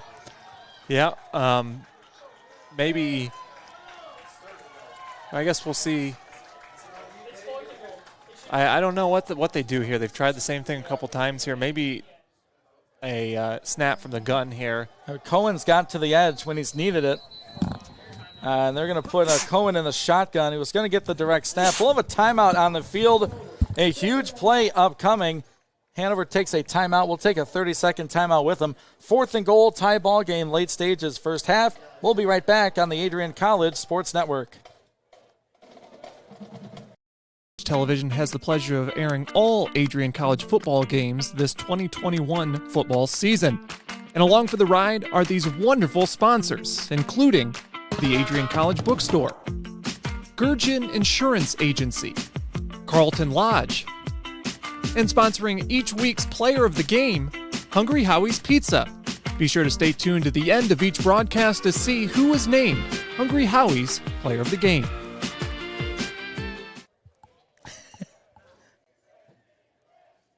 Coming out of the Hanover College timeout, here's the situation. 3:25 to play in the second quarter. It's a tie game, 7 apiece. Hanover made a stop on Adrian College 4th down situation deep inside their own territory. They've driven down to the Bulldog 1 yard line. It's 4th and goal. We'll see what Adrian comes out defensively here. You got to just bring the house, I would think. You get beat on a pass, you get beat on a pass. Cohen, the running back. He'll take the direct snap. Ballinger in motion to his left. A power set to the left. Cohen tries to give the outside. He's close. He rolls, and he is short. He is short of the goal line. Bulldogs get the turnover. Oh, that's bend, but do not break to a T. What a stop on 4th and goal. We just watched Hanover take 9 minutes off the clock on that drive and get stopped at the 1 yard line. This game is nowhere near what I thought it was going to be. What a huge stand by Adrian, but now you got to be a little careful here. First down and 10 from the about half-inch line. I mean, get that defense some oxygen. They were out there for a long time. So Hanover goes about 94 yards. They get stymied on the goal line. It's a 1st and 10 for AC at their own 1 yard line. 3:18 to go in this half. Worsley with a hard count. It'll be a quarterback run from under center. Gets him a yard. Second down and 9. Like to, take some time off this clock, Jay, get a first down. You do not want your defense back out there after that long Hanover drive. No, 100%. Got 2:50 on the clock. I think they're going to eat as much of this as possible. I don't know we're going to see a whole lot from this offense here. Jack Werzer gives from in the end zone. The running back takes it out of the goal line to about the 1, maybe 2 yard line. Stephen Moses with the carry. 2:30 to play in the first half. Looks like a passing situation now, a 3rd and 9 for the Bulldog offense. 7-7 the score, clock moving. 2:15 to go in the second quarter. Werzer in the shotgun. Preston Smith alone out top. Poyer in motion across the offensive set. Here's a run. No, it's a fake. Werzer a comebacker. It's too short. No real chance there for Preston Smith to get it. So a three plays and out for the Bulldog offense. 2:02 to play in this first half. So they'll need the defense to make another stop. Great defense there from Kiefer Eskew on the outside. That was very dangerous throw there from Werzer. I think he threw it short intentionally, but I don't know. I think I would have ran the ball one more time, tried to make Hanover use one of their timeouts, but nothing wrong with that from Coach Deere. No, they only have one timeout, only 2 minutes to go as they're going to get this punt away. Banky with not much space. He'll get it out to the 42. It takes a Bulldog bounce. Fielded at the 47-yard line. Gets a couple on that one. On the return, Hunter Eads, the junior. So some good field position for Hanover College. We'll take 10 seconds for station identification. You're tuned in to Bulldog Football on the Adrian College Sports Network. You're listening to Adrian College Football on 107.9 WVAC Adrian. 1st and 10, they spotted at the 45-yard line of the Bulldogs. Defense that about 2 minutes ago made a stand on 4th and goal from the 1. Here's a give to Cohen up the middle, cuts back left, now to the middle. Cohen with speed, he takes himself down at around the 28-yard line, maybe 27. That's an easy Hanover first down. Yeah, you mentioned it. Adrian's got to be tired defensively, and not a whole lot of time was taken off the clock there by the offense. And this is a big couple plays here. 1:40 to go in the second quarter, tie ball game. We'll see what Hanover's got offensively. If I'm the Panthers, I'm sticking with that run game. I mean, Cohen's been really good so far. And with that, Weimer back to pass. And he goes to his running back, Ballinger. Makes a couple men miss at the 25, looking to get to the 20, slips another tackle there to the 15, going toward the 10. He's pushed out of bounds, and Coach Deere is beside himself as about 5 Bulldogs missed a tackle on one play, and Hanover right back in the red zone at about the 11-yard line. A great play by Ballinger. Minute 14 to play in the first half. It's a 1st and goal. Correction right at the 10. A tired Bulldog defense. Clock stops at minute 14. Weimer in the shotgun, a tight formation. He'll straight drop back to pass. Nowhere initially, rolling to the right. A flag on the play. Weimer goes out of bounds at the 10. Flag is in position of holding. We'll see what the call is. Clock stops with 1:06 to go. Flag dropped at the 15. Hanover walking back. It is a holding. Flag called on 51, Jacob Sitterding, the junior from Columbus, Indiana. 10-yard walk-off makes it a 1st and goal from the 20. 1:06 to go in this first half. Very low-scoring contest between these two teams. 14 points combined. Matt Weimer, the 6'2 senior from Georgetown, Indiana, directing his offense. He has 4 wide receivers and a running back beside him. Takes the snap from the shotgun. Looks for Ballinger out of the backfield. This worked last time. Gets to the 15, approaching the 10. A big hit by Tullis at the 11. He gets the penalty yardage back. So a 2nd down and goal from the 10. Clock's continuing to run, though, which Adrian won. They kept him in bounds, and we'll see if we're going to see any more passes here, or maybe they try a run offensively. Ballinger's still in at running back. Bulldogs get set late. Pass out, caught, tackled right away. Number 16, Frank, we've said his name quite a bit this afternoon, makes a catch in bounds, and a timeout by Hanover College. It's a 3rd down and goal from the 10-yard line. 33 seconds left in it. Yeah, we'll see what Hanover draws coming out of here. Obviously, Adrian with only one timeout left. Want to save that to see possibly what Hanover comes out in. But now they're in field goal range, so they can be a little bit more cautious now that they're down to about the 10. But the big thing is it is 3rd and goal, so they have to score to get a first down. They were down here moments ago, a 2nd and goal from the half-yard line, and they could not score. The Bulldog defense standing tall. They are called upon that exact just about scenario again, backs up against the wall. They're tired. I mean, I think they're ready for halftime as they've been playing defense most of the second quarter. Big difference from last week to this week from the Adrian College defense. It's been very impressive. Oh, it sure has. They've had plenty of opportunities to showcase what they've learned from week 1 to week 2. It's a 3rd and goal from the Bulldog 10-yard line. Cohen, the running back. Weimer in the backfield with him, the quarterback. 33.2 to go in our first half. 7-7 the score from the right hash.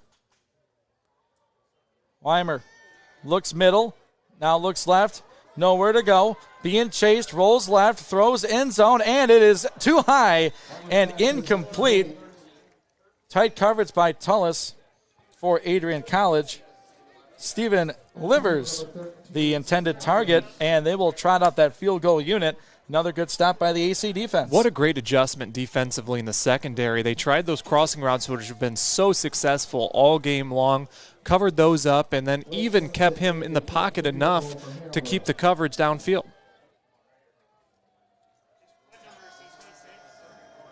Lining up for this field goal. It'll be a 27-yarder. It's away. It is no good. He missed it wide to the right. Boy, 2 defensive stops for this Bulldog defense. Give it right back to the offense with 21.5 to go in this first half. Well, I think Jack Werzer needs to make sure he takes care of his defense if Adrian can find a way to win this game, because they are carrying this team right now. Just gutsy performance so far, keeping them out of the end zone and forcing them to miss field goal. I think Werzer owes them a dinner. We'll see. They have a second half. The Panthers will get the football to start the third quarter, so we might see some aggressive play calling here from Coach Bailey and the offense. From the 20-yard line, it's a 1st and 10. 3 receivers for Werzer, a tight end and a running back. That back is Moses. He'll get the carry up the middle. Oh, big space for the big man up over the 30, the 35. He's tripped at the 39. Nice run for Stephen Moses. Great blocking up front. First down Dogs at the 39, so now they'll hurry up. They weren't ready for that. No, 15.7 to go. Clock starts when the ball is set. It's another run for Moses. He'll be tackled. Give him a couple. And with 6 seconds left, Coach Deere will use his final timeout. So, I mean, you could maybe question that first down play. I mean, if you were going to call a timeout. I think so. So I think the run was right. They ran. Play. Yes, absolutely. They ran the ball. They ran the ball, and they got enough yards where they justified. They probably should have spiked the ball, set something up for one more play, then called timeout instead of just handing the ball off. I think there was a lot of confusion because they weren't expecting. But you have to be prepared in that situation. They weren't expecting to get 30 yards on first down. Now we're probably just going to see Jack Werzer scramble and see how far he can throw the ball downfield. Unless you do I guess you could do a quick, out for a first down or out of bounds. You have 6 seconds here, but not a whole lot more than that. Well, you want to be as smart. You've been playing a solid first half. You don't want to make that mistake that could really turn things. 6.1 to go in our first half. It's a second down and 7 from the Bulldog 42-yard line. Poyer in motion across the formation. Werzer fakes to Moses. He has a little bit of time. Werzer throws it underneath. A catch by Donald Scott at the 50. This will be the final play of the first half. There is a flag down back in the Bulldog backfield. Donald Scott gets about 8 yards. It would be a first down. If this is against Adrian, then it'll conclude the half. If it's against Hanover, one more play, and it's a holding on Adrian. They decline it. Jay, we will head to the locker room at the halftime break. 7-7 our score between the Bulldogs and the Panthers. Quick thoughts before we go to break. Just we got a good fun finish coming up down the stretch here. Really great adjustments defensively by Adrian after that opening drive, and Hanover for that matter as well. A couple missed opportunities for both teams offensively. And I think we're going to have, like I said, a fun second half. A score I did not think we would have at the half. It's 7-7. We'll be back in a few moments after you get your halftime report for some stats breakdown. We'll have some analysis as well. 7-7 the score between Hanover and Adrian here on the Adrian College Sports Network.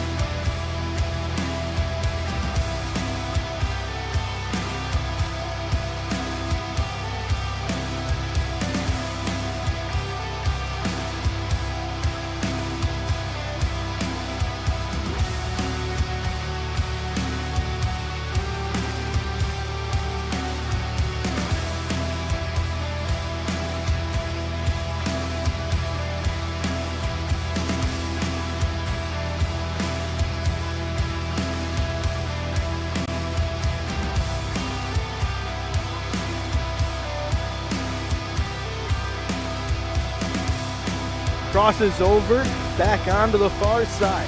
Rips a shot, she scores!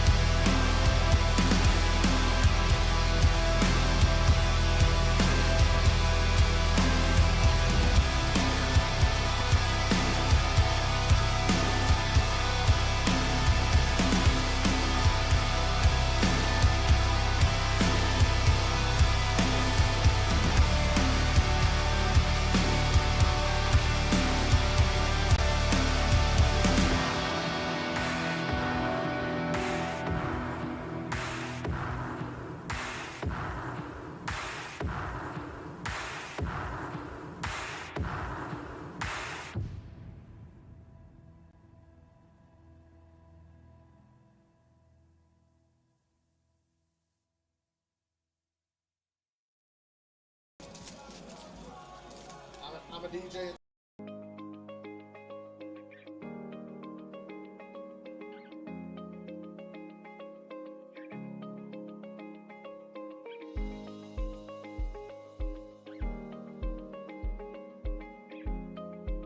What if you didn't choose to become an Adrian College Bulldog?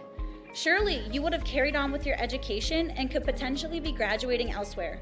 But what would you have the honor of greeting Bruiser on campus? Would you have had the privilege of working alongside faculty that know your name? Would you have had the opportunity to learn and grow in an environment that is seeking the truth and dignity in all people? Would you have had a creative learning environment that is supportive of challenging you and achieving excellence in your academics, but also your personal and professional lives? This has been Adrian College's promise to us. Just as our families have promised to love us unconditionally and support us through the many peaks and valleys of our lives, Adrian offered a similar promise to us when they realized our potential by asking us to join them. While we have been busy navigating the many what-ifs of our time, none of which we could have imagined, we have indeed found the cane that holds our ribbons of excellence at Adrian to stand strong. Strength and tradition. A tradition that carries on from graduating class to graduating class. A symbolic reminder of the leadership carrying the motto, no victory without work. The Adrian College class of 2021 can proudly proclaim that we have earned our ribbon of excellence for persevering through a pandemic because of our hard work. We have had to learn how to best navigate the many what-ifs in uncharted times. While some of the what-ifs have been answered, it is now up to each of us to embrace and navigate on our own. What if I take that job? What if I decide to continue on for postgraduate endeavors? What if I decide this? What if I decide that? No matter what, you'll be able to face your tomorrow knowing that you are a member of a pack, the Adrian College Bulldogs class of 2021. Part of the family here at Adrian College are the friends we've made. These friends have gone to games with you, shared late night tales with you, explored downtown with you, and joked around with you at Ritchie. They are in the library with you at midnight studying for the 8 a.m. exam you forgot to study for. And they're there when you cried because you failed that exam. These friends are your new family members now. You will stay in touch with them forever, even if it's just liking their Facebook post about the new puppy they just got. Parents, family, and friends, we cannot thank you enough for everything you have done for us. Thank you for the support and the opportunity for this moment to graduate from Adrian College. You have helped us reach our dreams and goals in life. Congratulations, class of 2021. We finally made it.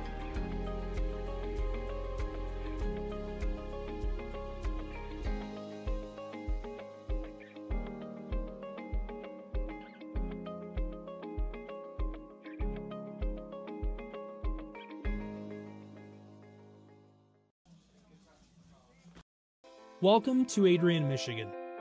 We're located in a proud college town. Adrian College is situated just 45 minutes from Ann Arbor, Detroit, and Toledo. We're very excited to show you just a little bit of what AC has to offer. This is the gateway to our campus. Welcome to the place that we believe will change the rest of your life. AC features one of the most well-rounded educational experiences in the country. We offer over 60 different academic majors and 10 academic institutes, as well as dozens of student organizations. Year after year, we've been ranked as one of the nation's best colleges, including being one of the most innovative institutions in the U.S. for our medical programs. Our campus is simply beautiful.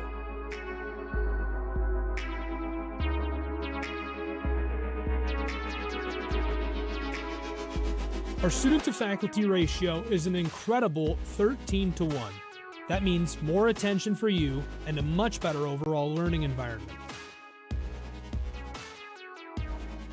We know how to put together an education that is life-changing, and these are just some of the highlights.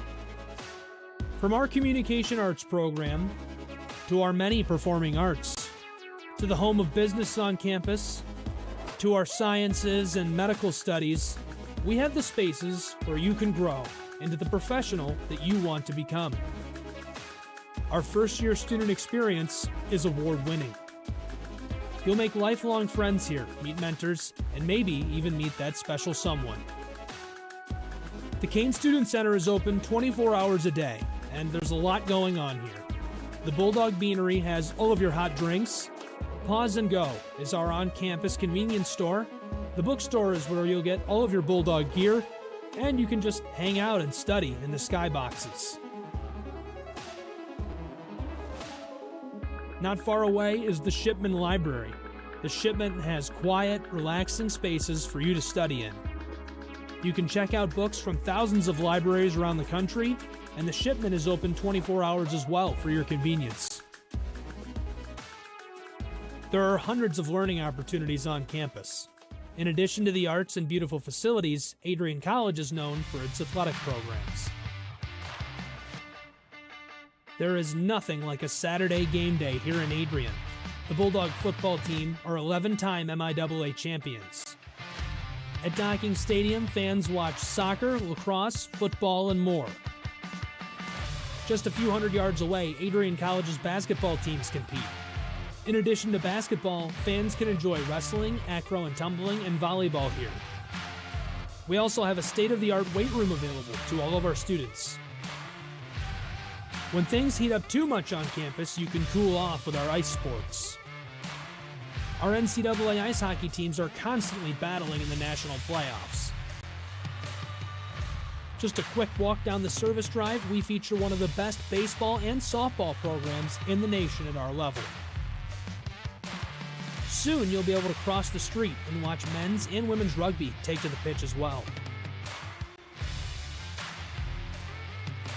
Our rowing, crew, and top-ranked bass fishing programs compete out of the Adrian College Boathouse, a gorgeous facility just a 15-minute drive north on Devil's Lake. Our students know how to relax in their downtime. When they're not out and about, we have dozens of housing options on campus. With apartments right in the mix of things, you can pick what works best for you. We've also recently renovated a few of our housing options. Adrian College is a Methodist-affiliated institution that has been changing lives since 1859. The modern liberal arts education offered by our faculty is unrivaled. We can't wait to have you on campus and show you around.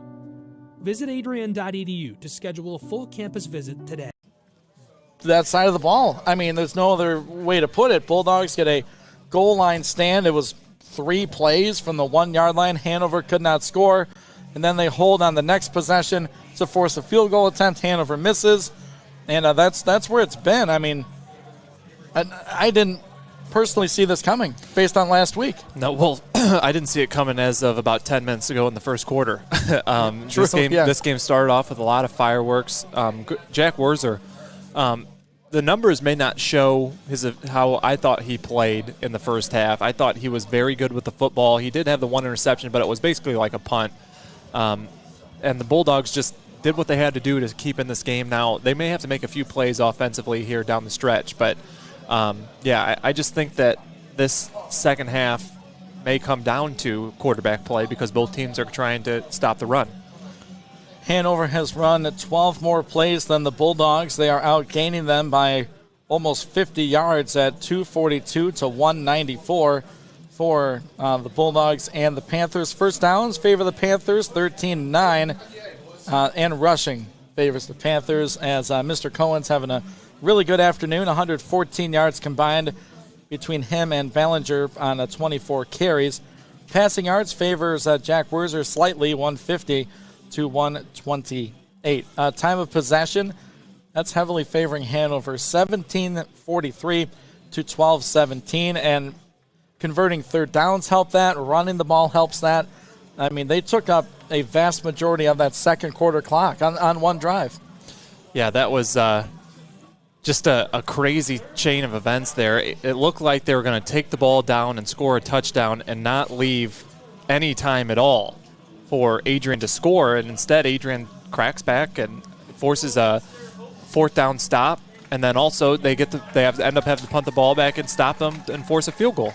It's been a bend but do not break attitude, and I think that's what you need when you're facing a running back like Sean Cohen. He's going to get his yards, right? But keep him out of the end zone, and they have so far in the first half. Now, Walt Ballinger does have the lone touchdown for Hanover, but they're not letting the yardage translate into points thus far. Now, I think both of these offenses will come out and get some scoring going in this third quarter. You'd like to think. I mean, the way these defenses have been going, You know, the Bulldogs giving up almost 50 last week, Hanover giving up over 50 last week. You wouldn't know it based on a 7-7 score. No, 100%. And, you know, Adrian has just made so many adjustments from that week last week against Heidelberg that I've been so impressed with their offensive line play today. Wurzer's really not run for his life at all. And defensively, they could get a little bit more pressure up front. I think that might be what they adjust. I just think they need to make some adjustments to make their quarterback, Weimer, throw the ball a little bit more and a little bit more under duress. Looking at that defensive side of the football, Brandon Kwiatkowski leads all Bulldogs with 6 total tackles. Andrew Nummer with 4. Crew Oberheim with 4. And DeAndre Jennings with 4 for Adrian College. A quick scoring summary. Look, it's 2 plays. And the first one at 12 minutes in the first. Kenny Kajawa, a 32-yard pass from Jack Wurzer. Cooper Westwood make that kick. It was a 7-play, 79-yard drive. Took up 2:53. Next possession, Hanover. A minute 46 later, it's a Walt Ballinger 1-yard touchdown run. Simpson made the kick, and it's 7-7. That's it. Now it's been where the offenses are moving the football, right? But they just can't finish. And give all the credit in the world to the defenses. But again, based on last week, I think these two teams can put up 30 in a game. Well, I mean, if you're Hanover, I think you go into halftime a little bit upset that you don't have the lead. Right now, they have had the ball for over 5.5 minutes more than Adrian. They're 5 of 9 on third downs, 1 of 2 on fourth down, but they're 1 of 3 in the red zone at putting points on the board. Like you mentioned, unable to convert and capitalize on good field position and things like that. They're doing a great job moving the football, just not moving it into the end zone. Yes, and that was one of the stats that kind of stood out to me in doing research for this game is center, their opponent last week for Hanover, was perfect, 7 for 7, and Hanover was about 60% in the red zone. So sort of a trend that the Panthers don't want to get themselves in. But right now a 7-7 score, a few minutes left until our third quarter. Bulldogs and Panthers both warming up on the field. Just how important will this first drive be? Adrian took the ball to start the game. They scored. Hanover scores right back. Now to start the third, Hanover has the ball, and they're salivating. I mean, they are hungry to score. The last 2 times they've come up empty. How important will this first drive be? No, I think that it might set the tone for the whole second half. If Hanover comes down and runs it right down Adrian's throat like they did on that first touchdown drive, Adrian may be in for a long second half here, but if Adrian comes out, hits him in the mouth, and takes the ball right back and takes down and scores, they might be feeling pretty good. Sean Cohen, 13 carries, 70 yards for the Panthers. Walt Ballinger, 8 carries for 29. For the Dogs, it's Stephen Moses, 8 carries, 47 yards. Malik Ray, 6 carries for 7 yards. Second half, moments away. We'll take a 60-second timeout. 7-7 our score here on the Adrian College Sports Network. College has once again been recognized for its commitment to engaged experimental education by Colleges of Distinction, a one-of-a-kind guide for college-bound students. While higher education has changed over the past 20 years, Colleges of Distinction's selection process has stayed consistent in accepting only those that adhere to the 4 distinctions: engaged students, great teaching, vibrant community, and successful outcomes. Overlaid in the last few years have been a look into high-impact practices. They believe most critical to the student experience were the kinds of engaging experience that are found at Adrian College. To learn more, please visit adrian.edu.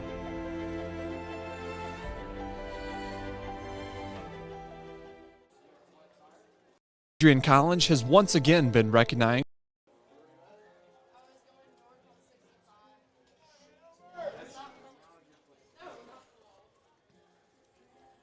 Second half kickoff, moments away from Hanover, Indiana. Ian Wentz, Jay Hanna in the booth, bringing you Bulldog football this Saturday afternoon. 7-7 our score.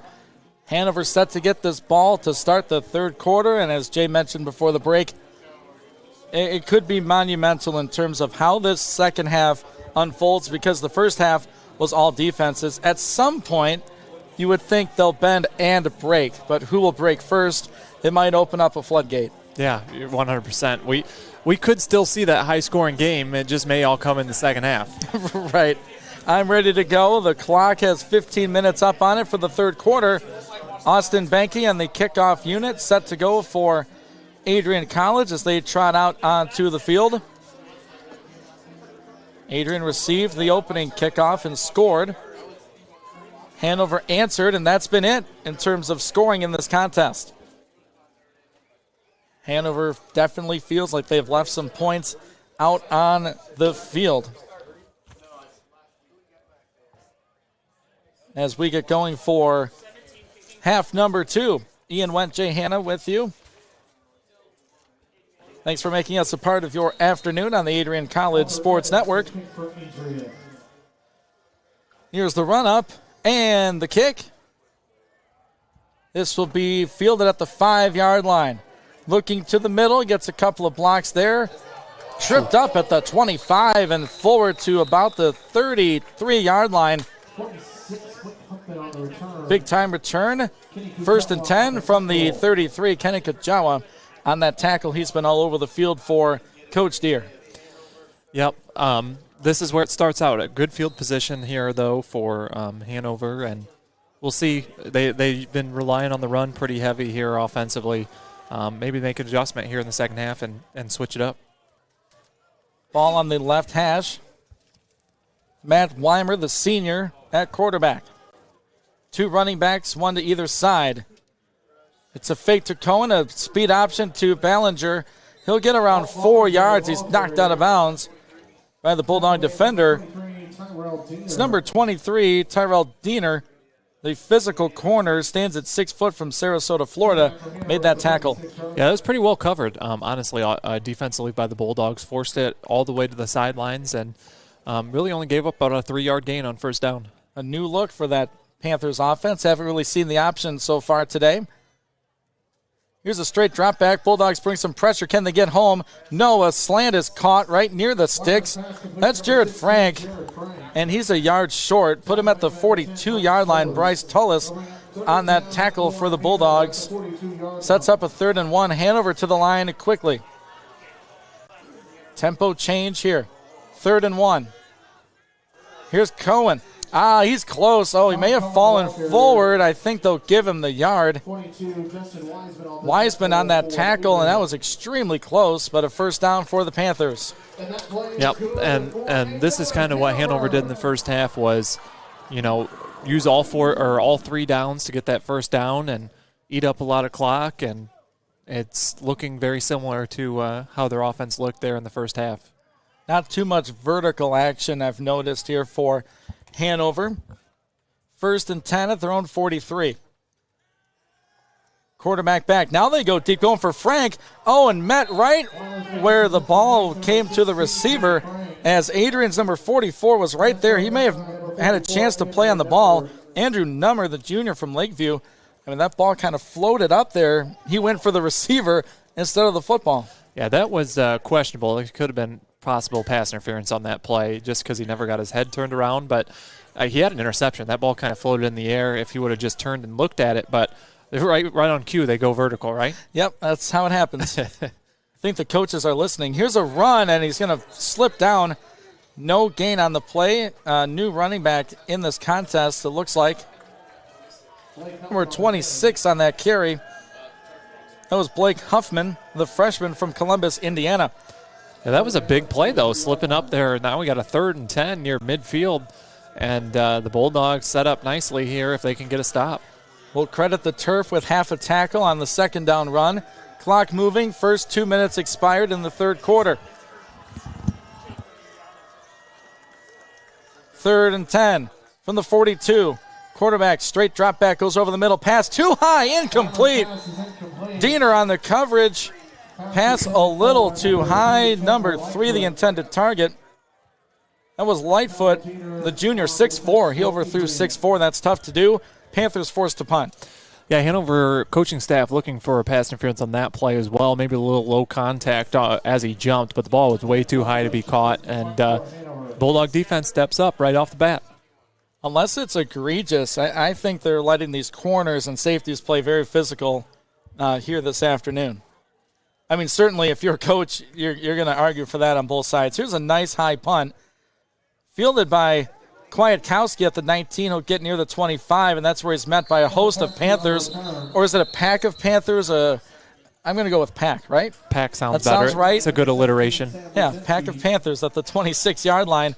We'll see Jack Wurzer quickly here in this third quarter. Prowl Panthers? Is it a prowl? No. I feel like we looked this up, or I did last time I was here. Prowl is not actually a thing. Well, all right. I just made it up. We should have done this during the halftime break. Great research for the second half. Yeah. Just for our commentary. Well, we'll see it's what. Very important, Jay. You never know. We did see a lot of Steven Moses in the first half. I think we'll see a lot more of him in the second half as the Bulldogs just try to eat up some clock as they give it to him on the first play. Big physical hit at the 29 as Moses gets a couple. My research initially says a claw of Panthers. That's not right. I don't know. It looks pretty reputable. I don't know. Study.com. There's no way. I don't know. You look it up. I will. Okay. You have the more important job than me anyway. All right. Very important here. 12-11 to go in this third quarter. 7-7, a second down and 8. Wurzer, it's a fake to Moses. He'll roll to the left, looking for Kajawa. He turns it upfield. Can he get under it? No, it's about 4 yards too far. Wurzer took a big hit at the 20. He's up quickly. Brings up a third down and long situation. Hanover looking to respond here defensively. They've done that throughout this contest. Both offenses have not been able to find the end zone after their first drive. 8 yards to go, ball on the right hash. Quick substitution as Moses comes out. We have 5 receivers in the pattern, 10 on the play clock. Game clock stopped, 11:57. Wurzer alone. Panthers rush 4. Wurzer deep over the middle. Has Donald Scott. Oh, it's a yard too far. He had the senior receiver over the middle. Jack beside himself. He rips his helmet off, and he knows he had one there. He's missed a couple of throws. That's 3 or 4 times that we've seen that happen. Also, just an update. I looked up a group of cats, and it's a clouder. So I just is that like house cat? Yeah, but I just went in general. So I think we're going to stick with what you had. We might consult with Dr. Frank Rebar agrees as well. I received with a claw. I can tell you that I got more texts about that discussion than I've had the entire broadcast. So, a great punt by Austin Benke while we're trying to confirm this here. No return, fielded at the 26-yard line. So a good job by Benke flipping that field on Hanover. So we're sticking with claw. We're going to stick with it. I still don't know. But we'll get our stats and research team on that. 1st and 10 at the 26. Hanover's second possession already in this third quarter. Trips to the right, single out wide to the left. To give to Cohen, straight up the middle. Said that a couple times today. It's 3 yards. Tackle made by number 34, Conrad Dixon, number 35, Adrian Kirkland. Kirkland in on the play, the big defensive tackle for AC. Second down for Hanover at the 29-yard line. Cohen subbed out as Walt Ballinger back in the contest. That running back spot. Similar formation. Trips right. Now the receiver is tight to the left side. I have an update after this play. All right. Bulldogs rushing 3. 8 in coverage. Quarterback with some pressure. Throws it late. Has a receiver. It's caught at the 49. Makes the Bulldog miss there to the 40. Yep, there it is. Misses a tackle at the 35. He'll go down to the 23-yard line.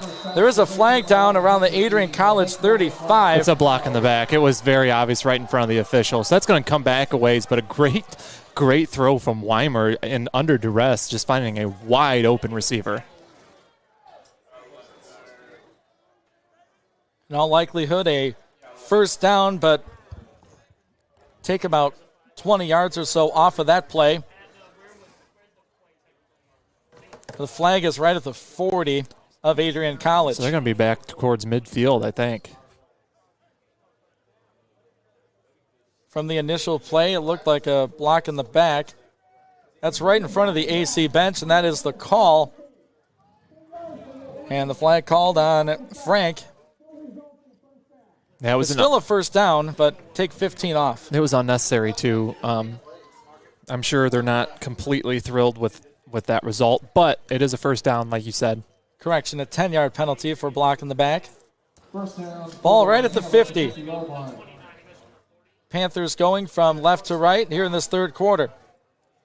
Matt Weimer gets the call from the sideline. Sean Cohen back in at running back. 4 receivers split out. 2 to a side, now 1 motions across. It's Peck. He goes in the pattern. Cohen fakes the run. It's Weimer wide open. He gets about 12 yards. Maybe 13 on that one, and there's a flag down again, Jay. That was the most obvious hold I've ever seen. I didn't see a flag come out.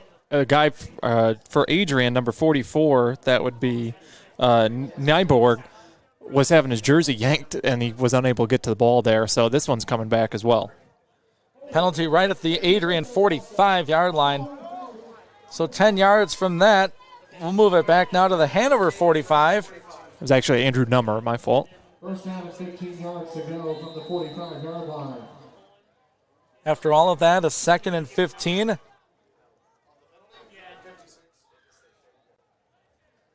Ball still on the left hash. Looks like they got Jacob Dole on the penalty there. One of those big offensive linemen up front. Bulldogs, an undersized defensive line compared to the Panthers' offensive line. Here's motion by Ballinger. He'll get a toss. Kwiatkowski comes up, misses him. It's to the 50, the 45, and near the 40. So Ballinger has had a really good afternoon also, along with Sean Cohen.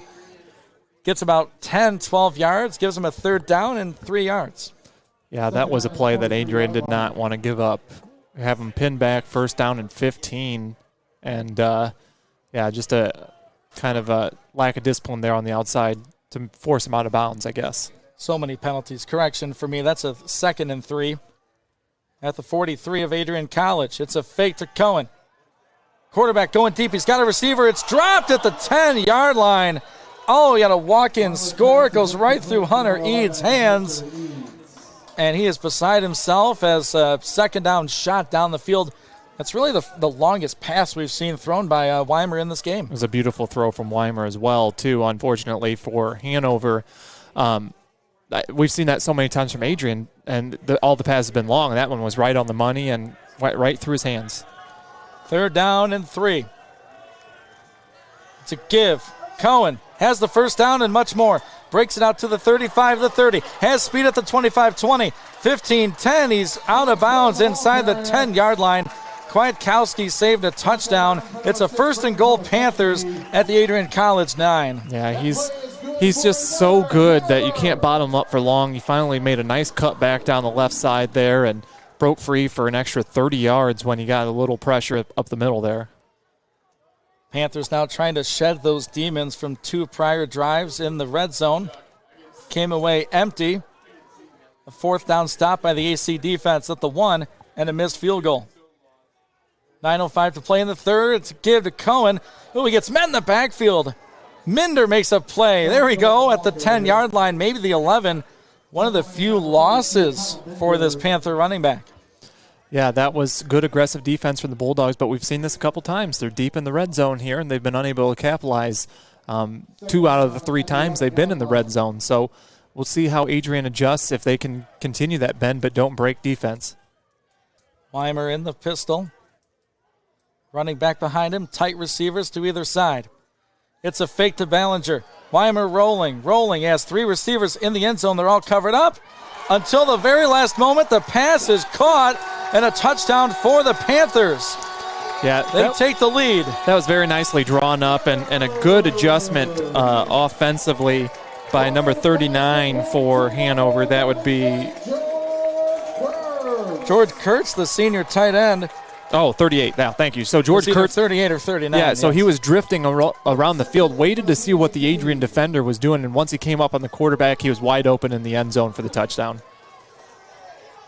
Our 3rd score of this game, Hanover's 2nd. The extra point up, away, and through. The first lead for the Panthers comes at 8:23 to go in the 3rd quarter.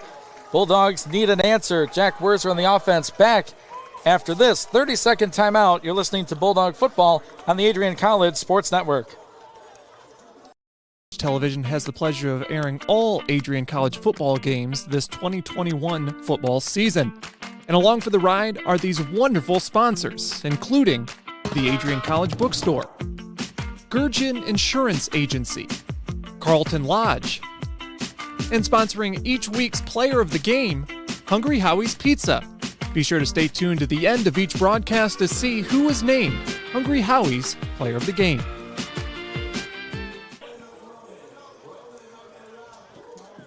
Welcome back to Hanover, Indiana. Ian Wentz, Jay Hanna, bringing you Adrian College football on the Adrian College Sports Network. 10-yard pass for a touchdown to George Kurtz, the senior tight end, gives Hanover College their first lead of this ball game. It's 14-7, middle third. And the ball rolls off the tee again. I think this has happened every time they've kicked off. I know it's a one-score game, but talked a little bit at the half. You don't want that floodgate to open. Nope. And, when there's only been one score apiece going into halftime, that one touchdown just getting over the hump seems to be a pretty big momentum shifter for Hanover. Bulldog offense will like to take some time off of this clock, and, of course, they'd like to score some points, and the ball has other ideas. Rolls off the tee for the second time. Yep, they're going to have to hold it this time. And it will be Walt Ballinger holding, who has the first Hanover touchdown, early first quarter. And there is a breeze. Must be significant enough to roll that ball off the tee. Here's the run-up and the kick. High floater, fielded at the 18-yard line. Bulldog returner takes it to the 25. That's the up man, Kristen Oran, the senior receiver, 6'3" from Troy.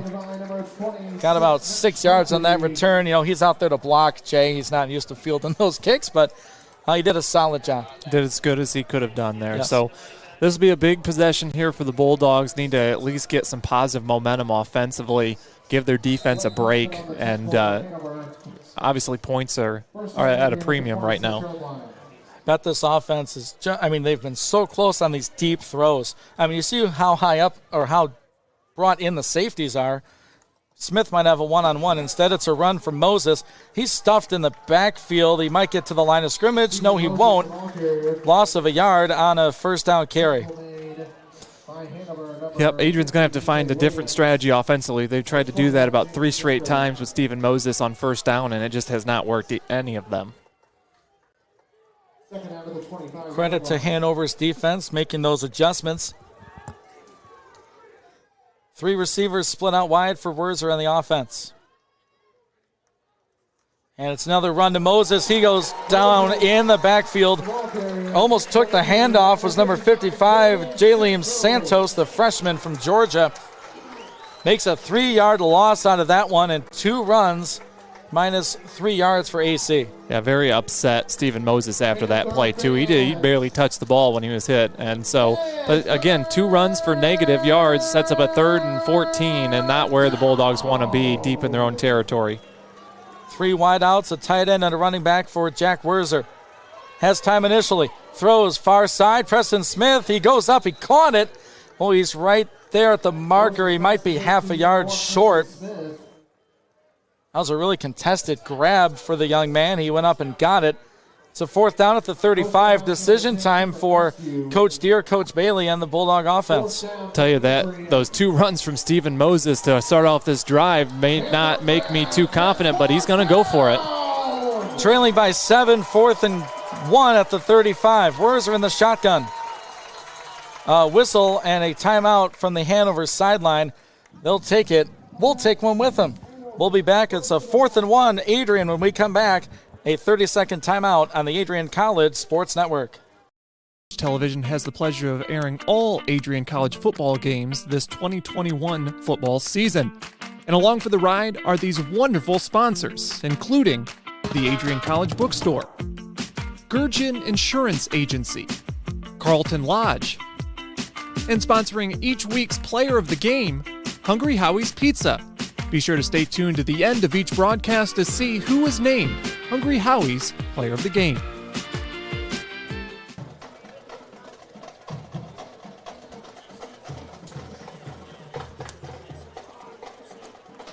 Fourth down, 1 yard to go. Adrian College with the football at their own 35-yard line. Hanover calls the timeout. Big momentum play here, Jay. Hanover scored moments ago to make it 14-7. Adrian looking for an answer on this drive. Fourth down, and I don't even know if it's a yard, almost inches here. We're going to see what they do. Wurzer in the gun. Trying to get Hanover to jump. They don't. Showing pressure. Wurzer clapping his hands. It's going to be a give. Stephen Moses churning those legs. He's got it, Jay. Yep. He needed a half a yard. He got a full yard. Boy, sigh of relief, and a flag comes in at the end of this one. Some pushing and shoving after the fact, I believe. Yep. Again, we'll check on the call.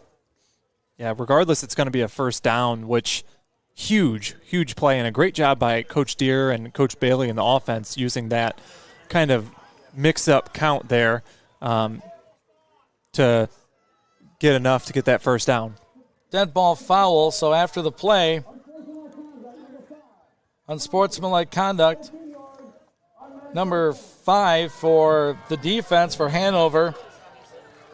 That's their D lineman, Devontae Hardiman. Yeah, that's a bad penalty too. I mean, they were trapped down there 4th and 1 from their own 35, and all of a sudden now they're going to be in Hanover territory at the 48. Bulldogs looking to turn the momentum into points here. Late stages, third quarter, 6:40 to go in it. Clock running, 1st and 10. 4 receivers in the pattern for Wurzer. It's a fake to Malik Ray. Wurzer with pressure late. Throws it deep. Preston Smith goes up for it. It's too high. And the cornerback down there is slow to get up, but Smith will help him up. 2nd down and long. It looked like Smith may have stopped early on that one, Jay, kind of mistiming that jump. Well, yeah, and like I said, Preston Smith's probably got 8 inches on his defender right there, and so I like the strategy, but Wurzer took a big hit, and I think he's a little shaken up here as he comes back to the line.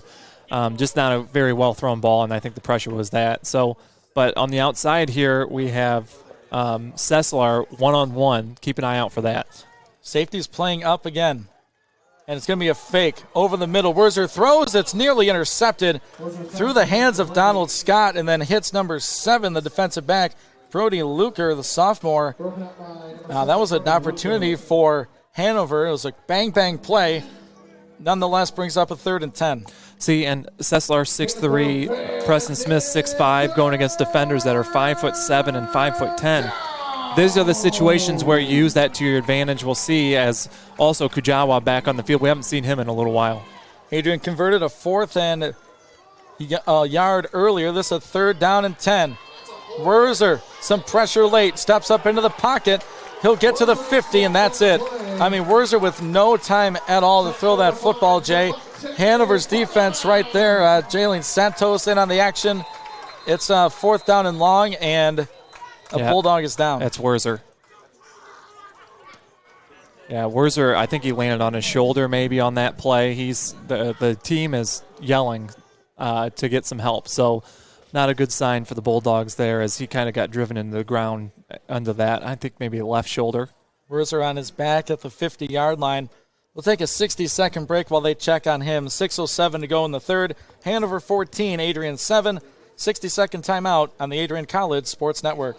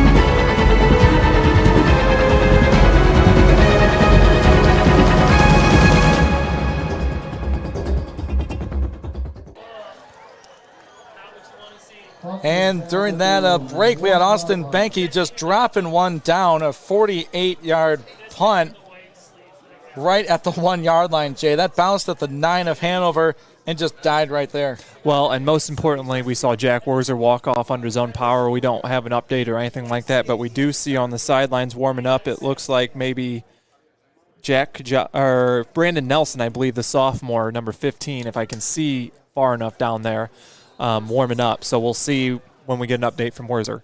An opportunity for this Bulldog defense. Hanover pinned back inside the 5-yard line. They show pressure big time. Weimer under center. And a lineman jumps early. It might have been the tight end. It was the tight end. So, they're trying to get closer to the end zone, half the distance to the goal. Jumping over on that one was George Kurtz, the young man who caught the touchdown pass earlier this quarter. So now we're at the 4-foot line. I don't know. They moved it in a little bit further. Same formation. Quarterback under center. Trying to get Adrian to jump. And Weimer pushes ahead. Maybe a yard to the 2. It'll be a 2nd down and 9. Gave him enough room where they can run a normal play, I believe, after this. It looks like he got officially a yard.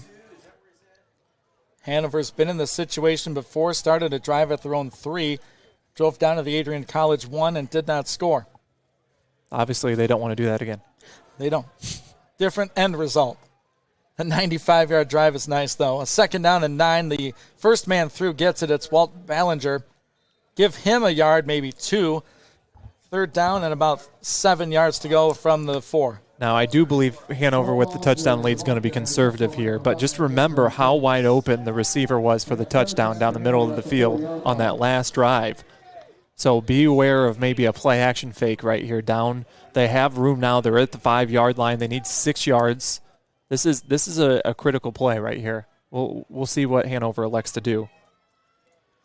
4 receivers in the formation, 3 to the right, 1 to the left. Wyman, the quarterback in the shotgun, stands in his own end zone. Bulldogs show 1 down lineman.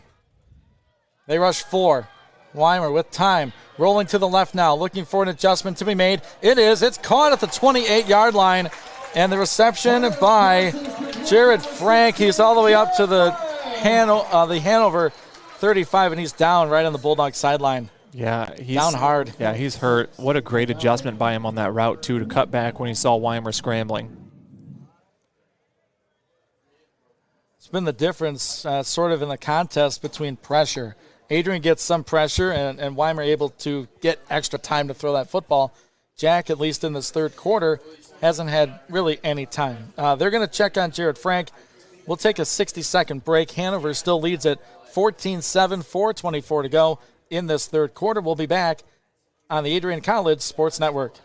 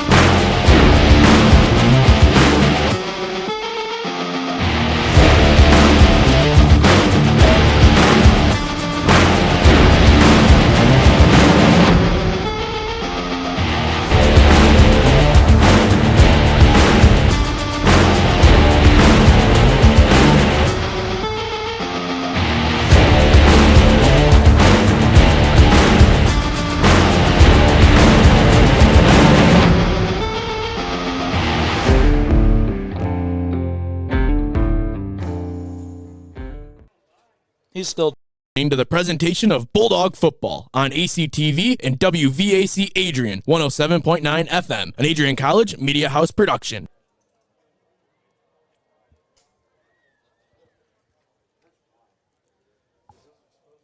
The junior Jared Frank still down on that Bulldog sideline after making the 3rd down reception.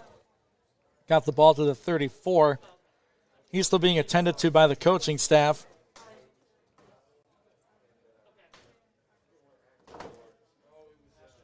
14-7 our score here from Hanover, Indiana. Week number 2, both teams coming in 0-1. Disappointing losses for both in their first contest last week. 7-7 the score after 2 quarters of play. Hanover has scored in this third quarter. 10-yard touchdown pass to George Kurtz from Matt Weimer. They're still attending to their wide receiver down on the field. We'll take a 60-second break. We'll be back with more football here on the Adrian College Sports Network. College has once again been recognized for its commitment to engaged experimental education by Colleges of Distinction, a one-of-a-kind guide for college-bound students. While higher education has changed over the past 20 years, Colleges of Distinction's selection process has stayed consistent in accepting only those that adhere to the 4 distinctions: engaged students, great teaching, vibrant community, and successful outcomes.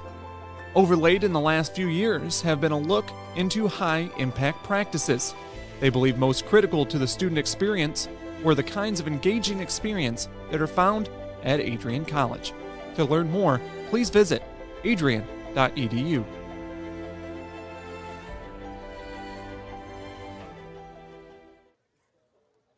Music.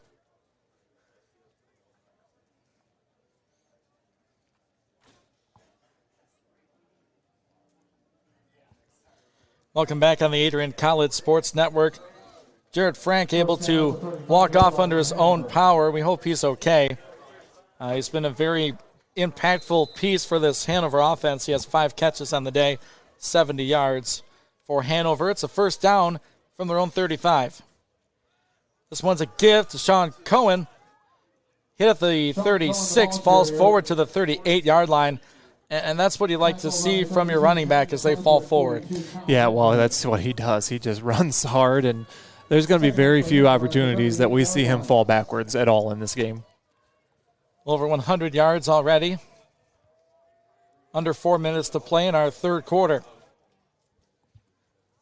Weimer in the shotgun. He has Ballinger, the running back, off to his left. Sends a receiver in motion. It's a straight drop back pass. First option not there. Can the Bulldogs get to him? No. A deep pass over the middle. It's going to be incomplete. Ooh. Wow, what a great pass breakup by Bryce Tullis at the Adrian 32-yard line, as Pack was the intended target. Man, yeah, that was there. I don't think Weimer got as much on that ball as he wanted to. They set up like a fake stop throw, like a quick throw, and sent them down the middle of the field, and it was there. Like I said, not enough on it, so it gave just enough time for Tullis to break that up. Brings up a 3rd down and 7 yards to go. Clock stops at 3:35 of the third quarter. 14-7, Panthers over the Bulldogs. A late substitution. Sam Madrid on the field. And his linebacker spot.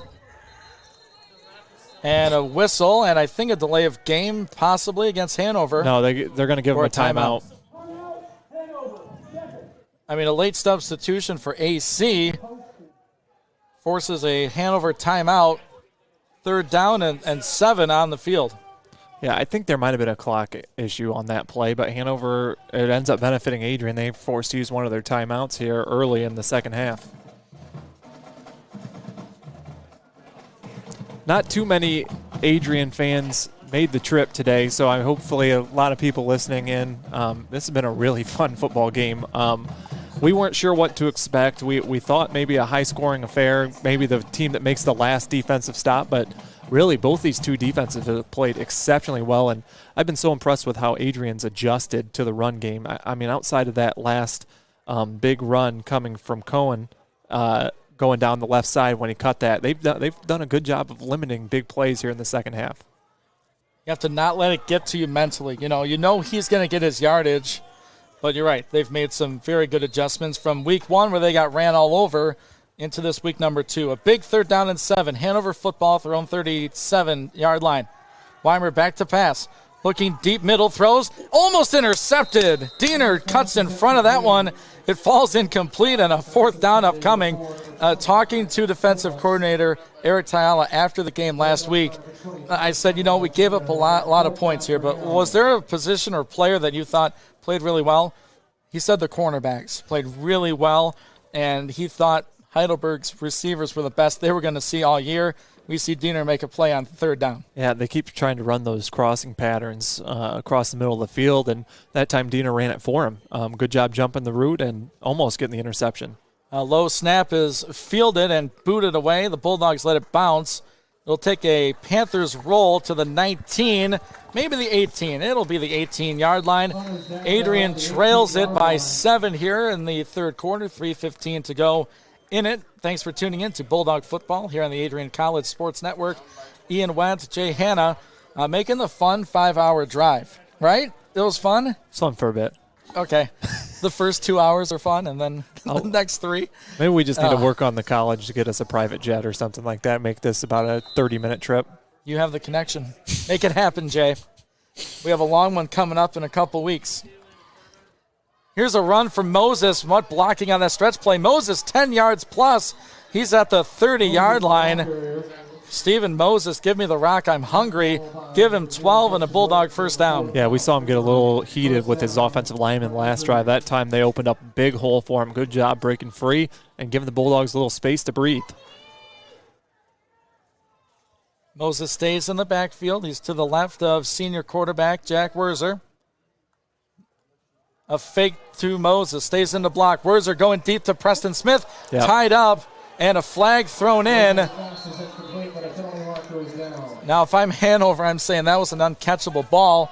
But if you're the Bulldogs, you say that's because he was interfered with. Yeah, that was an obvious one. You can argue the pass catchability. I don't know where I was going with that. But he definitely tripped him up, and it was a pretty easy call. The official, actually, I was wondering if he was going to throw it, but he was reaching for his flag for a couple seconds there.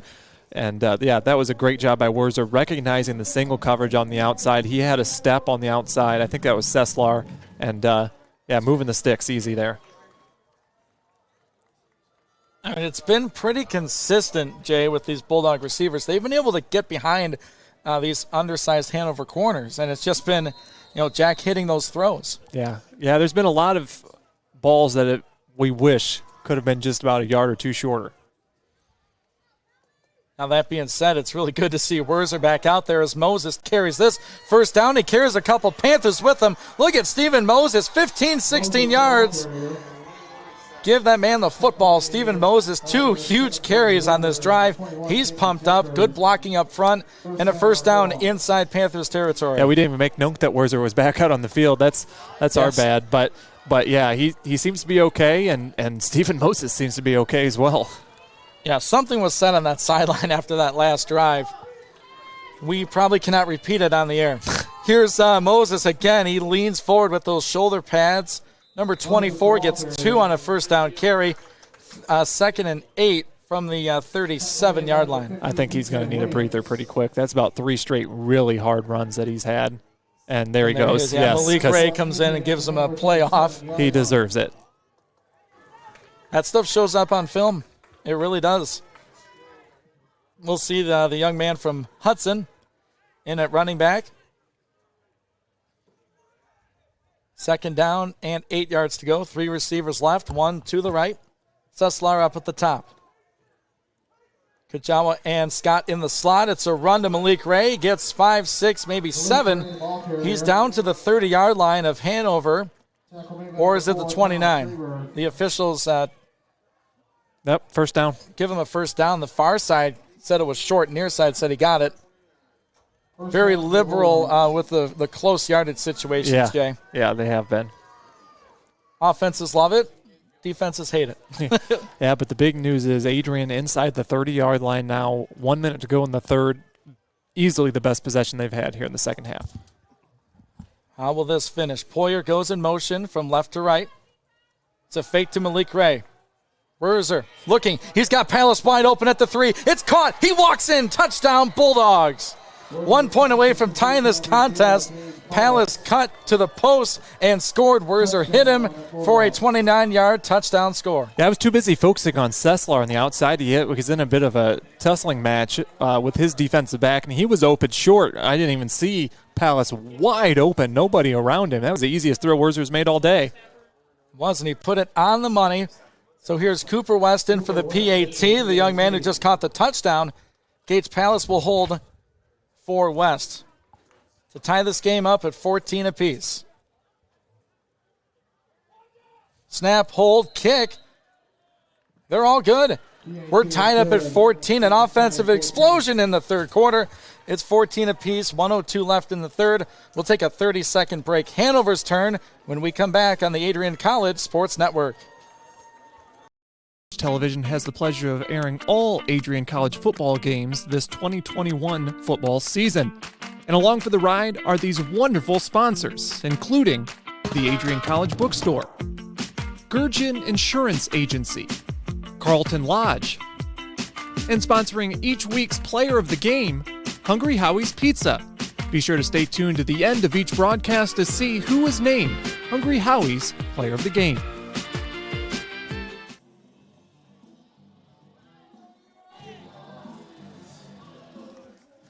Long touchdown pass from Jack Werzer to Gage Palace ties this ball game. It's 14 apiece, late stages third quarter between the Bulldogs and Hanover. Hello, everyone. Ian Wentz, Jay Hanna, bringing you Bulldog football here on a Saturday afternoon. Beautiful, clear skies here in Hanover, Indiana. This kick is short, bouncing at the 20, fielded at the 15. Looking for something up the middle, gets a block, goes it outside to the 35, cuts inside toward the 39. He'll be brought down at the 40, maybe the 41. And that's where Hanover will start this drive. So we're seeing these offenses, Jay, sort of open up here in this third, and we're seeing a couple scores. Yeah, and it'll just be the defensive adjustments. We saw in the first half after those first two touchdowns, the defense has kind of cracked down a little bit. So can Adrian get a few more stops defensively and turn that last possession into more consistent offense, because they really shut down after that touchdown drive last half? Will the Panthers feed their All-American running back, Sean Cohen? He's in the backfield. He'll get it. It's a stretch play to the right. Goes back to the left. Can the Bulldogs contain it? Not yet. Weimer with a nice block on the edge, and Cohen gets a first down. Give him about 10, maybe 11, up to the 50-yard line. That is a Panthers first down. Yeah, the Bulldogs actually got a little lucky there that didn't go for more. I didn't see who it was on the outside there. Cut it off just in time to get him to go out of bounds, because that could have easily been a touchdown with how well it was blocked. It's the ability for Cohen to say, okay, the play's not there, I can cut it back, right? That was a run to the right all the way. Didn't see a hole, sprinted to the left, got 10 yards. He's in the backfield. Nope, he's on the sideline. It's Ballinger up the middle. He'll get a nice push, give him 6 yards for a second down and short, and this Hanover offensive line has had their way at times with the Bulldog front. Yeah, he's had a great day today. Both running backs have, and that's going to be the end of the third, and I think we have a pretty fun fourth quarter coming up here. Don't go anywhere. 14 apiece. We head to the fourth quarter between the Bulldogs and the Panthers. We'll be back in 30 seconds on the Adrian College Sports Network.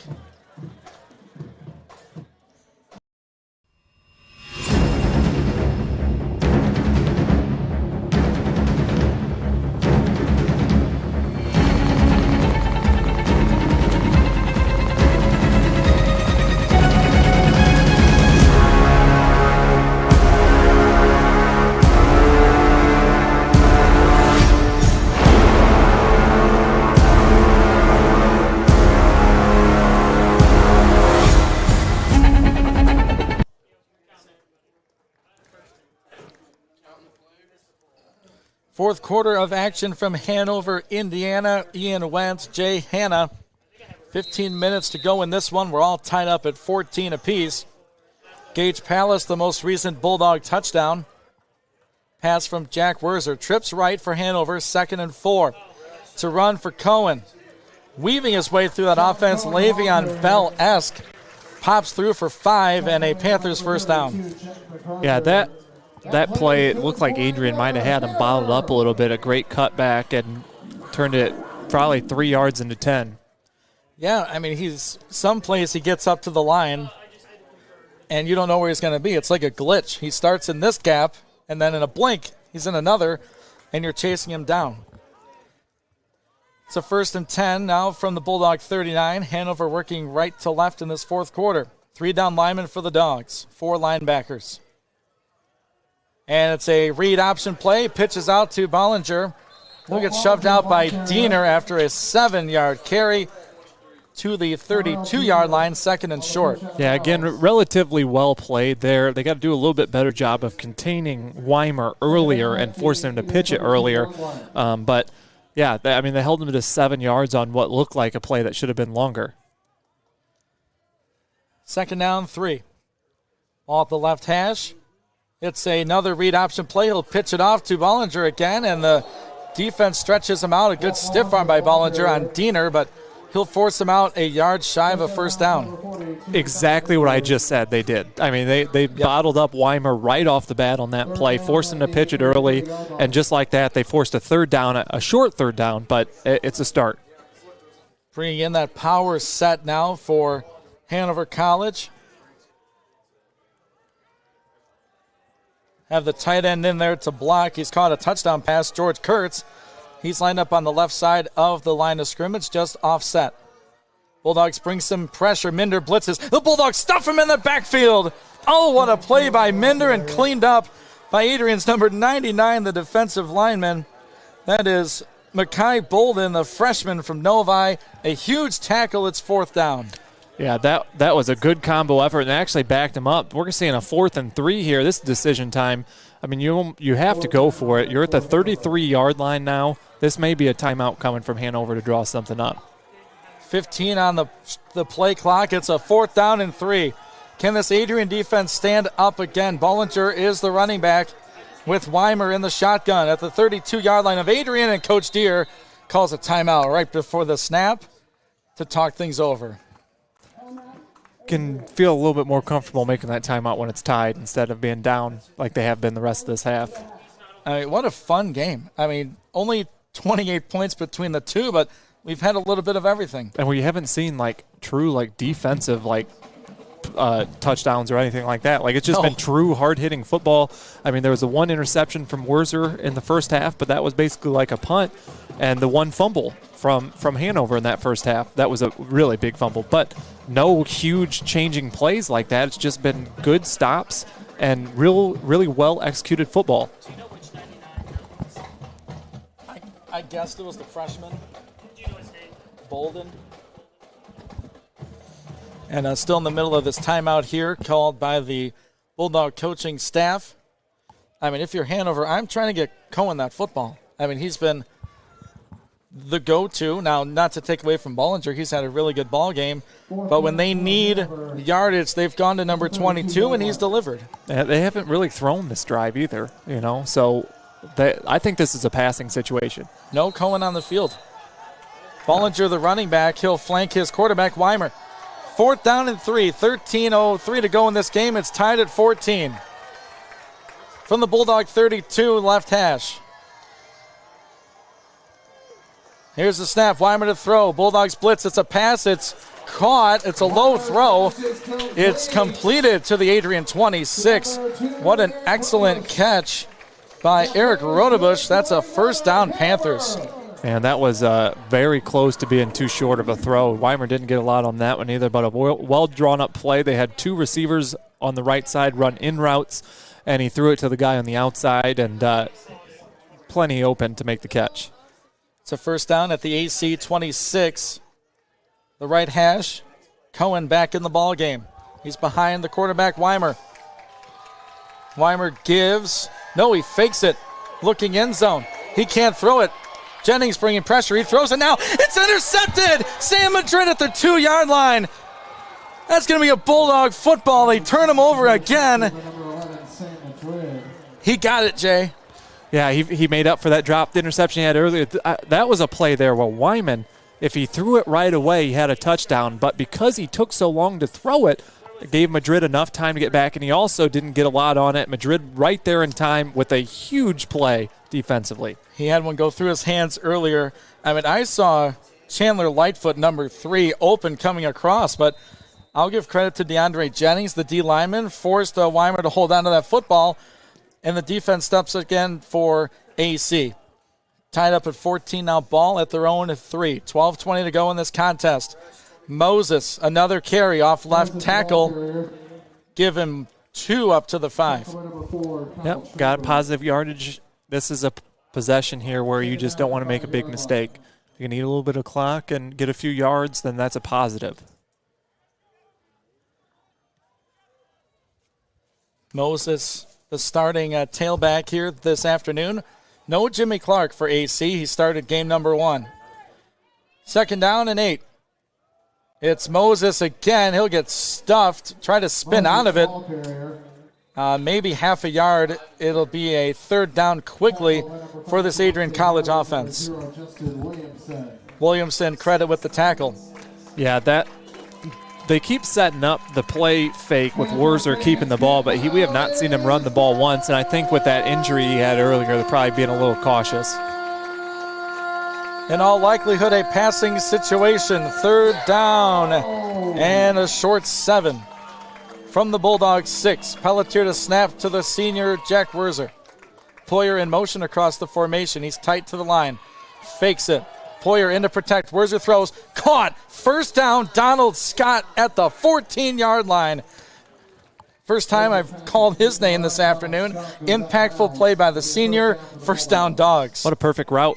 Found the 1st down marker, cut to the outside, right on the money there. Wurzer's had a little pressure on the play action fake, and the Bulldogs moved the sticks with 10 minutes, 50 seconds to go here in the game. Adrian's receivers have been getting separation the majority of this ball game.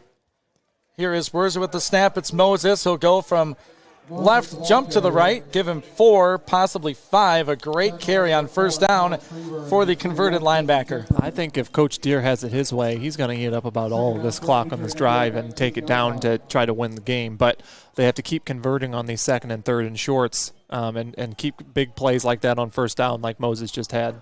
Malik Ray now in at running back. They have 4 wide receivers in the formation. Wurzer in the shotgun. It's a give to Ray. He's going up the middle. He's close to that line to gain. I think he has it. Multiple times, Jay, these running backs have landed right on the sticks, and they've given him that 1st down. No measurements. That's been the way for both teams here in this one. I like it. It kind of speeds up the game. You're saying, okay, I can see it. They got it, 1st down. Yeah, nope. That one was more clear than the other couple that we've kind of questioned and stuff. Definitely not getting the sticks off the sidelines at all today, I don't think. No, they have not. They have not. Now it's 3 receivers in the pattern. Poyer tight end. Running back with Jack Wurzer in the gun. It's Malik Ray again. Up the middle. Give him 5, maybe 6. We'll give him 6. If it's not broken, Jay, don't fix it. The running game is working on this drive. It's setting up a play-action fake, I'm telling you, though. They've kind of forgotten about Preston Smith on the outside, so just be wary of that. But Malik Ray showing a lot of speed, a lot of shiftiness out there running the ball compared to the power running from Moses. Coach Bailey on the offensive staff sees where those safeties are starting to play this Bulldog offense. Wurzer's going to keep it. He faked it to Ray, trying to get to the edge. Wurzer will not. He is tackled after a 1-yard carry.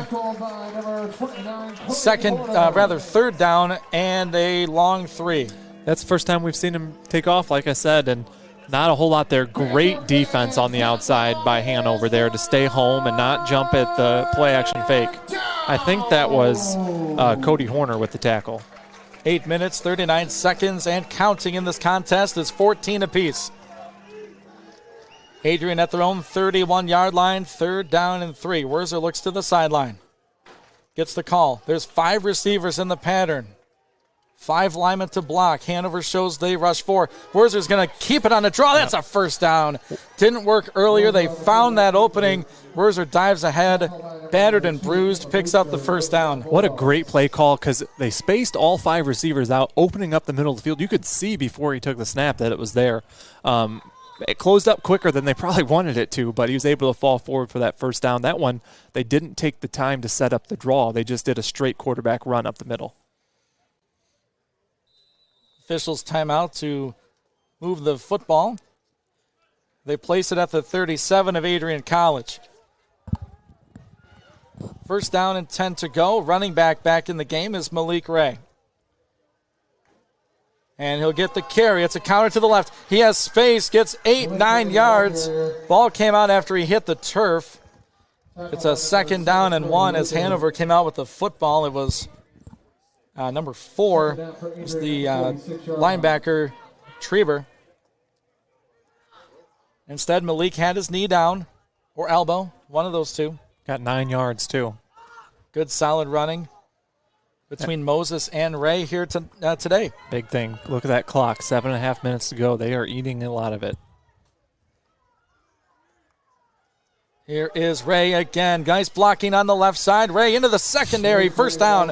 He's upended, but not till he gets to the Hanover 44-yard line, and another first down as a lineman is down behind the play for AC. Yeah, it's Jonathan Cecilia down on the ground. I don't know what exactly it is, but it maybe just he looked like he was trying to get back up, but he couldn't. Listed as the left tackle for this Bulldog offense. He's sitting up, looking at his right leg. Not sure exactly what it is. The run results in a first down at the Hanover College 44-yard line. We'll take a 30-second break. They attended to the injured Bulldog. Tie game, 7:23 to go. We'll be back in 30 seconds on the Adrian College Sports Network. Television has the pleasure of airing all Adrian College football games this 2021 football season. And along for the ride are these wonderful sponsors, including the Adrian College Bookstore, Gurgin Insurance Agency, Carlton Lodge, and sponsoring each week's player of the game, Hungry Howie's Pizza. Be sure to stay tuned to the end of each broadcast to see who is named Hungry Howie's Player of the Game.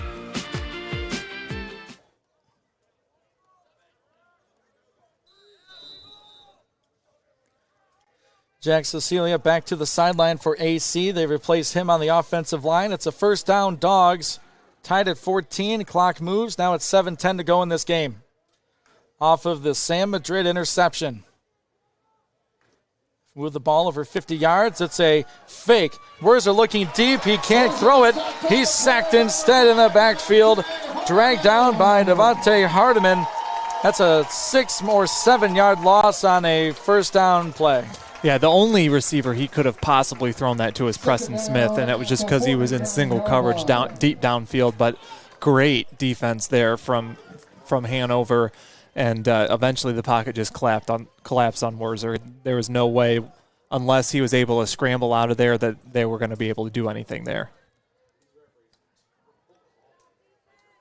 Second down now from the Bulldog side of the 50. Werzer, 5 receivers in the formation. He's alone in the gun.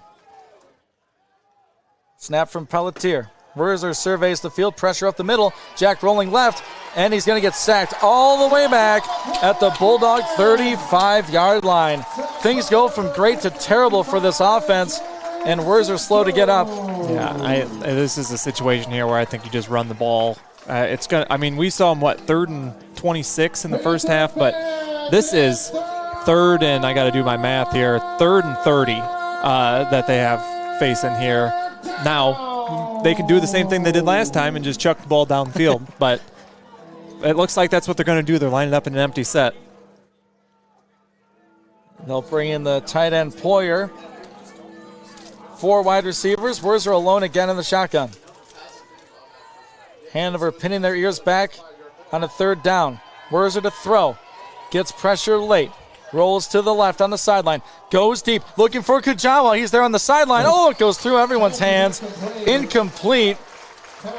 Adrian College forced to punt as Jack Cecilia comes in for that final play there. He's slow to get up, but he will go to the sideline. Hanover's defense steps up big time after the Bulldog turnover. That was a heck of a job just making something happen on that play. There was nothing there. There was actually a miscommunication where Preston Smith didn't get off the line of scrimmage right away, and he didn't know it was snapped, so they had one less receiver downfield, and I think they got to be happy that they're able to punt this away after those 2 sacks because it could have went way worse. 5:19, the snap to Austin Benke. He'll put a foot into this one.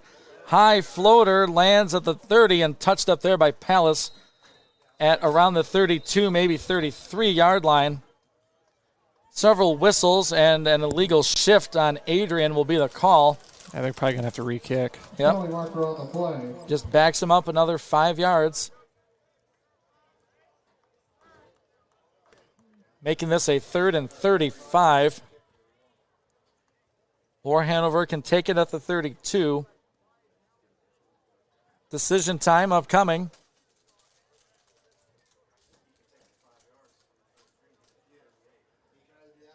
Chance for the coaching staff led by Matt Theobald in his 6th year at Hanover College. Yeah, I think they're going to keep it right there. They'll probably decline move the it. penalty. I think they may be able to add it to the end of the play instead of making them kick. You are right. Sometimes. Blind squirrels and acorns. So it's a first down for Hanover College at the 33-yard line. 5:09 to play in this ball game. 14-14 on the Adrian College Sports Network. Ian Wendt, Jay Hanna with you. Now, the one big... Okay, and I'm proven wrong. They'll now add the 5 yards onto the end of the kick. Oh, so I was right. Yeah. I will tell you, this is a big, or you look at that last possession and you say, well, it was a wasted effort off the San Madrid interception, but they were able to change the field from having the ball to 2, and now Hanover has good field position, but not as good as it could have been. Gives that defense time to rest. Here's a run by Cohen. He's grabbed in the backfield and thrown down there. What a great tackle. Catch the number. DeAndre Jennings gets that tackle from his defensive end spot. Second down for Hanover at the 40-yard line. So give him, somehow he got 2 yards on that carry. I thought he was at the line of scrimmage. This, if Adrian can just bottle up the running attack, I think they're happy with trying to make Weimer throw. I think that's what they're trying to do here. The problem is when you have such a good running back, it's so hard to do that. Cohen's bounced out so many times. Second down, 8 yards from their own 40. Go the Panthers. It's a straight drop back. Weimer now rolling to the left. Feeling pressure, throws across his body. It's out of play. Incomplete, going for Peck. Bryce Tullis in coverage at the 42. Goes out of play.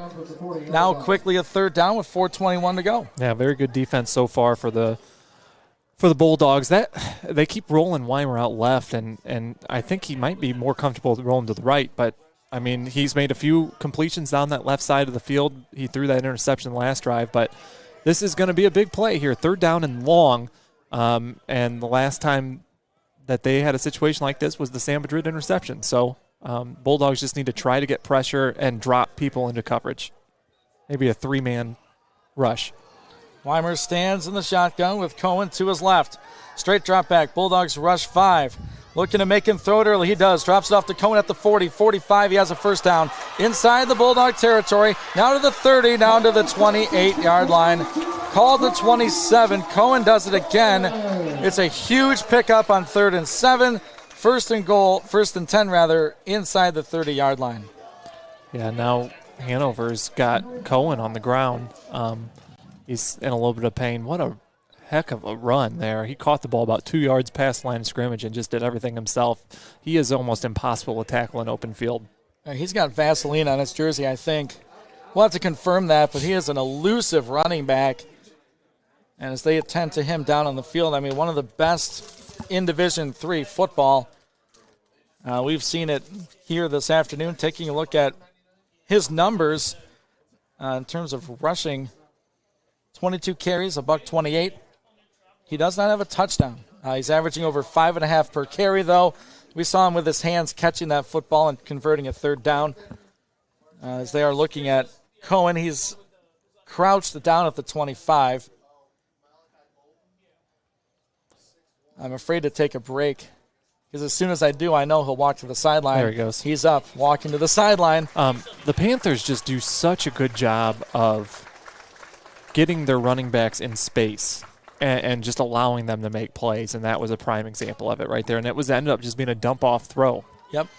Stayed in and blocked as long as he could. Bulldogs brought pressure. First down at the 27-yard line of Adrian College. Tie game, 14 apiece. 4 minutes and counting in the fourth quarter clock. Weimer in the shotgun. It's a give to Bollinger. Gets through that first line, going to the linebacker area, and he gets about 9 yards on a first down carry, maybe 8. You would think they're in field goal range now with about 3:40 to go. Yeah. Well, they're quickly back to the line. Second down, 2. Bollinger the carry. Stopped at the line. Ooh, that's going to be close. I think he might actually be a half yard short. I don't know why they were running. I guess Adrian was trying to get a substitution in, but that was very quick. 3rd down and 1 without their best running back in the game. 3:18 and rolling on the fourth quarter clock. We're tied at 14. It's a 3rd and 1 at the Adrian College 18 for Hanover.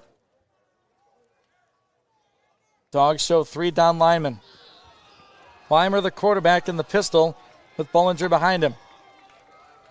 The snap. The give. He's close. Ball's loose. The ball is on the turf. Adrian has it. They recovered at the 14-yard line. It's Sam Madrid with the ball again, Jay. Holy smokes. Sam Madrid just seems to be a ball hawk here in the second half. They had the first down. It must have been a little collision at the line of scrimmage there. The ball came out, and Adrian catches another break, this time with less than 3 minutes on the clock. Chance for Jack Werzer to have the game-winning drive. Something we did not see this defense do last week is turn the football over on Heidelberg. They've done it 3 times now, plus a 4th down stop against Hanover, and a chance to go up here late fourth quarter. Play clock running down really quickly. They're inside 9 seconds now. Inside 3 to go in this game. Werzer with a snap. Here's a give to Malik Ray. Looking to bounce it outside. Instead, he'll cut it inside for about 2 yards. And a 2nd down and 8. Justin Williamson on that tackle. Kind of caught in sort of no man's land, Jay. You don't need to really hurry up. No. But you don't want to really bleed that play clock down. No, this game may have overtime written all over it. It might. 2:20 in the 4th.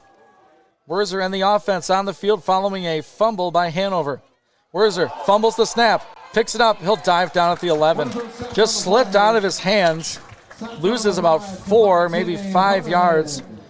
Now it's the 3rd down and long, and if you're Hanover, are you thinking about timeouts, or do you wait till after this 3rd down? I can't remember how many they have left. I think they have 2. But, yeah, that was a botched play there by the Bulldogs. Now you just got to be careful because a turnover essentially could end the game. You know, you put someone in field goal range. But we saw it, Hanover miss a really sharp field goal earlier in the game. So I guess maybe Hanover doesn't want to play for a field goal. Play clock inside of 7 seconds. Wind picking up here in Hanover, Indiana. 1:30 to go in this fourth quarter. It's a run fake. Werzer steps up into the pocket. He's sacked at the 5. I mean, that was like a hot knife through butter. B.J. Williams, the senior from Rome, Georgia, sacks Jack Werzer. And now a timeout by Hanover. They went back 10 yards on that drive. Yeah, where we talked about how they moved the ball and changed the field of play on the Sam Madrid interception. It was the exact opposite here. They were unable to make any chunk plays to kind of force Hanover to move back. Now we're going to rely on a very big punt coming up here. Ball placed just shy of the Adrian College 5. So Benke in all likelihood will stand on the end line, the end of the goal, the end zone, to punt this ball. There's 1:19 to go in this fourth quarter, 14 apiece. We're not going to get a 35-30 game, I don't think. Well, we had a lot of overtime maybe to go ahead. We'll see. I mean, both defenses have been at times outstanding. I mean, both for Hanover and for Adrian, with turnovers and big stops and tackles in the backfield. Something I wasn't prepared for. No. I thought the offenses would have fun. So 4th down, we'll call it 20.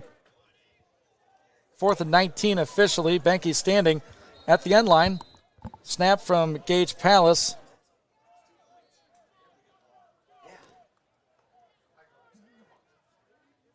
Here's the snap, fielded by Benke. Kicks it away.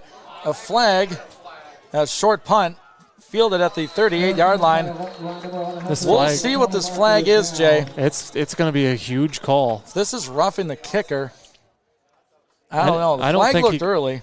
I don't think he got touched, the kicker. We've had a procedure call on Adrian before on a punt.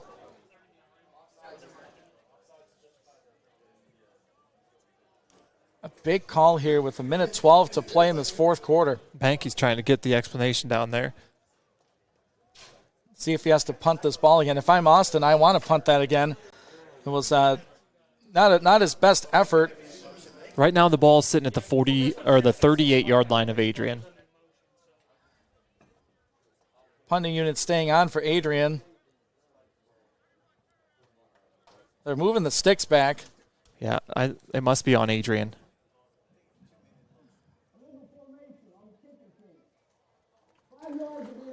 Another illegal formation on this punting unit. They're adding it to the end of the run, so they get the ball at the 33-yard line with 1:12 to go. So move it 5 yards up again. That's the second time in the second half. The free 5 yards for the Panthers offense.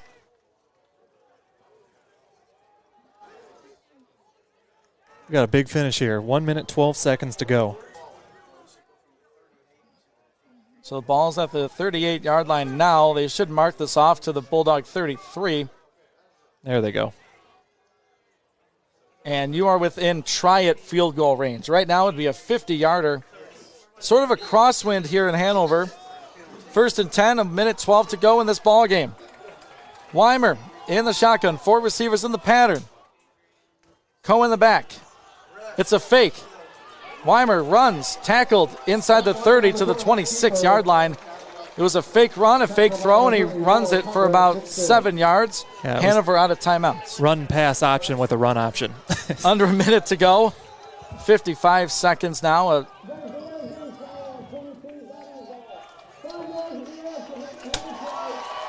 Whistle at the end of it. It's a delay of game against the Bulldogs. They say Ty Diener batted the football. So that's another free 5 yards, well within field goal range. First down now. And a first down.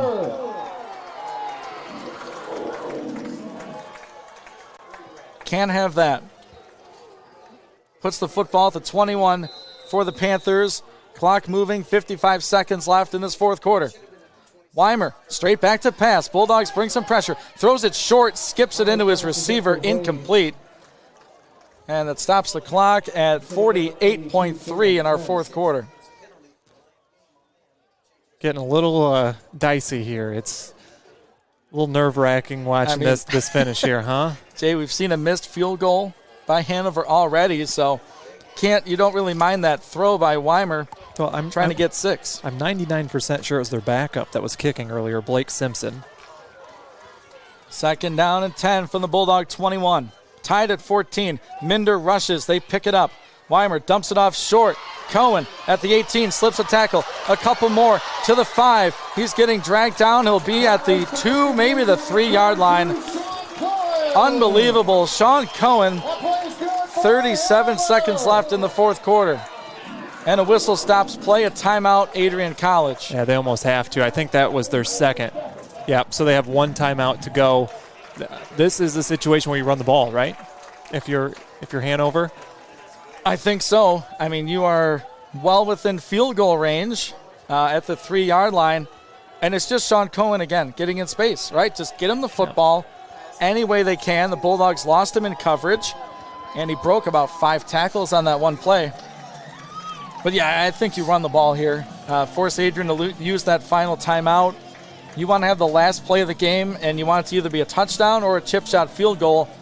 They're in field goal range right now, so you don't need to force anything if you're the Panthers. Yeah, I think you got to go all-out run defense here if you're Adrian, because if you get beat on the pass, it's a touchdown and you get the ball back. If you – I don't know. I that agree. Makes sense. Yeah, you need to man up on the outside.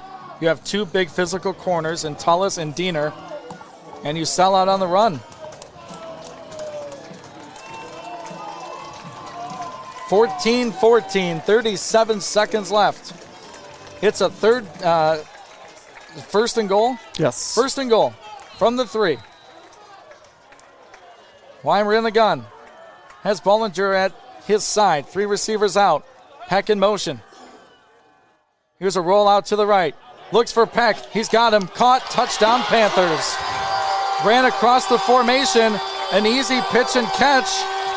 And Hanover has the lead again. It's 20-14. 32 seconds left in the fourth quarter. Yeah, that was a very simple crossing route. Wide open in the corner of the end zone, and Adrian's going to have their hands full. 32 seconds left, so they have time, but just one timeout. In for the PAT, Blake Simpson. Bulldogs will bring pressure. Here's a low snap. The kick is good. 21-14, Panthers lead at home. 32 seconds left for the kickoff. After this 30-second timeout, you're listening to Adrian College Bulldog football on the Adrian College Sports Network.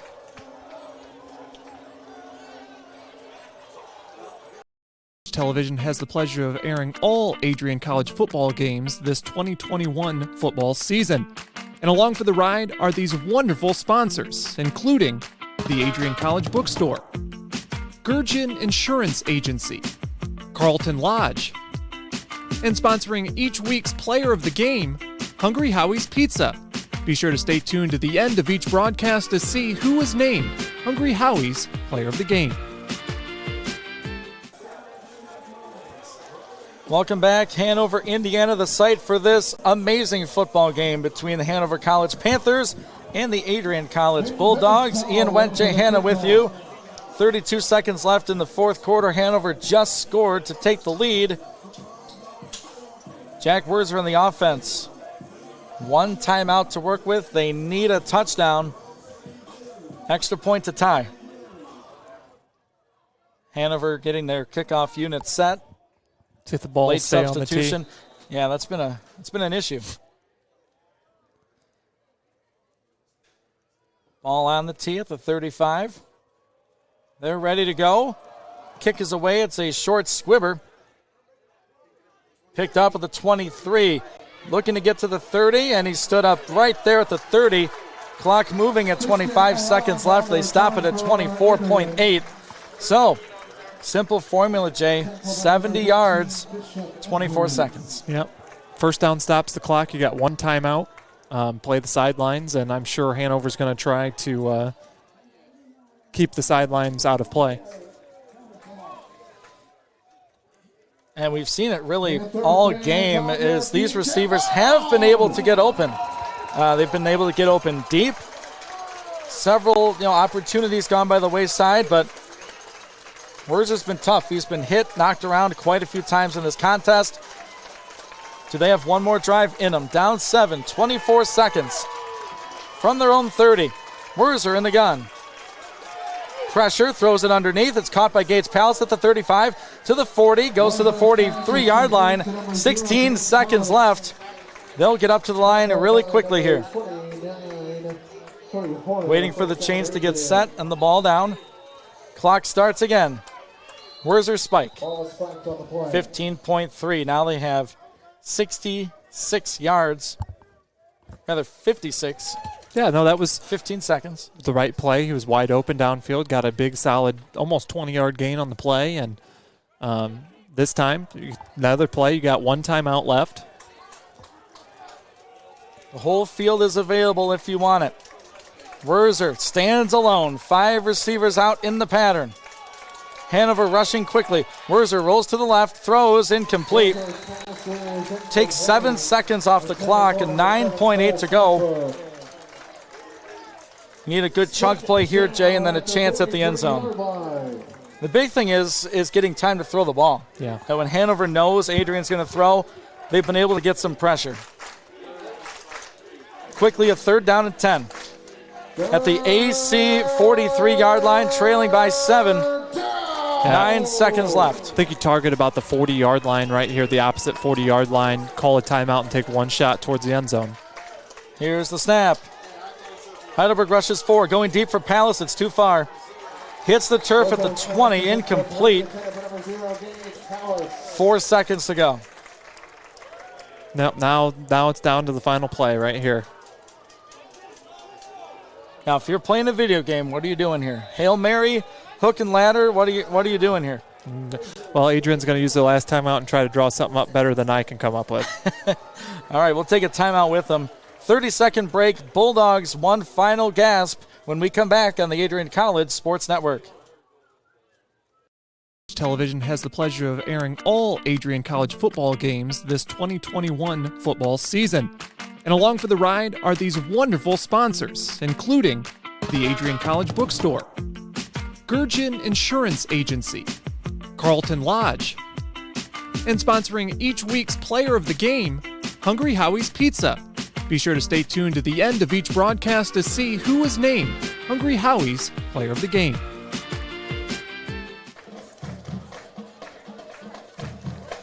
Welcome back on the Adrian College Sports Network. A touchdown reception by number 82, Jalen Peck. The freshman is the difference. Hanover leads by 7, 21-14. Final play of this game, unless there's a defensive penalty. It'll be Jack Werzer, the senior quarterback. He'll be alone in the shotgun. 4 receivers, a tight end. Jack, back, steps up, has to throw it, heaves it downfield. 3 receivers there. It's going to be short. It'll be intercepted. Returned up to the 30, 35, slides down to 36. That's the ball game. Pass intercepted by number 10, Kiefer Eskew. The senior ends it for Hanover, and they hold on at home. 21-14 a final.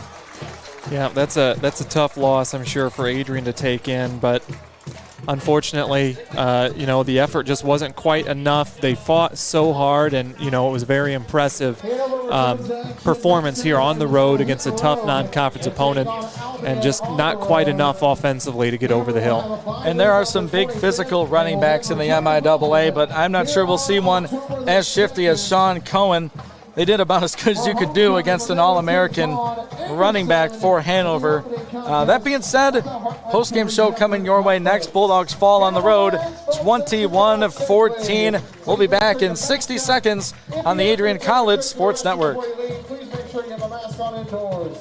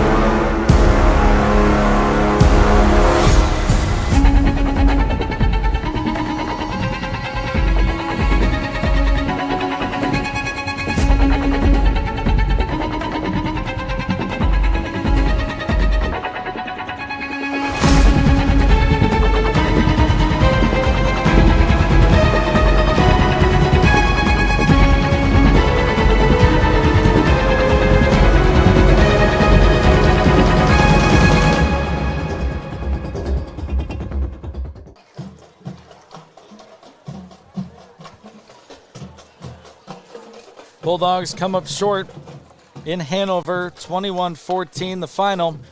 Had a chance on the last Hail Mary attempt. It was intercepted to conclude this contest. Hello, everyone. Ian Wentz, Jay Hanna.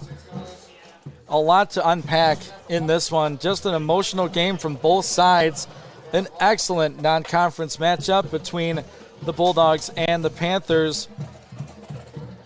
Came down to the last play, and the offense had plenty of chances. They put up 14 points, and if you ask the coaches, they'll say that's not good enough, and they'll say the defense was outstanding, and I would tend to agree. Yeah, and specifically Sam Madrid in the second half had the interception, the fumble recovery, and they set themselves up for success on the defensive side of the ball. They just could not get enough offensive firepower, I guess, more in the second half, and didn't get that stop that they needed to on that final drive from Hanover.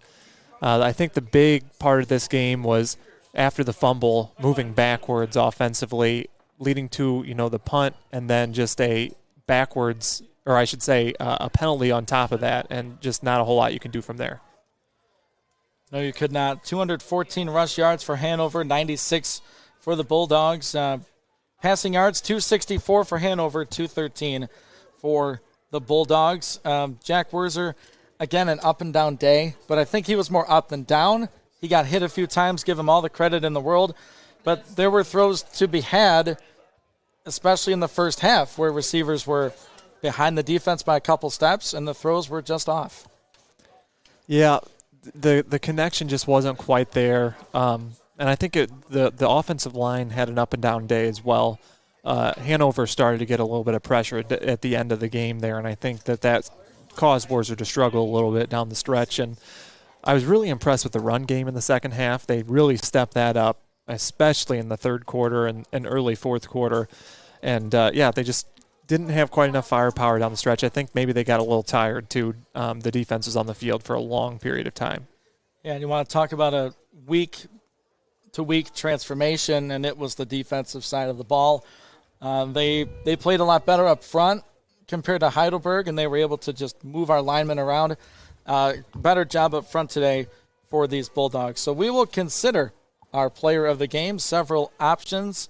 Werzer, of course, always up there. Sam Madrid with those 2 turnovers on defense. We will select our player of the game right after this 30-second timeout.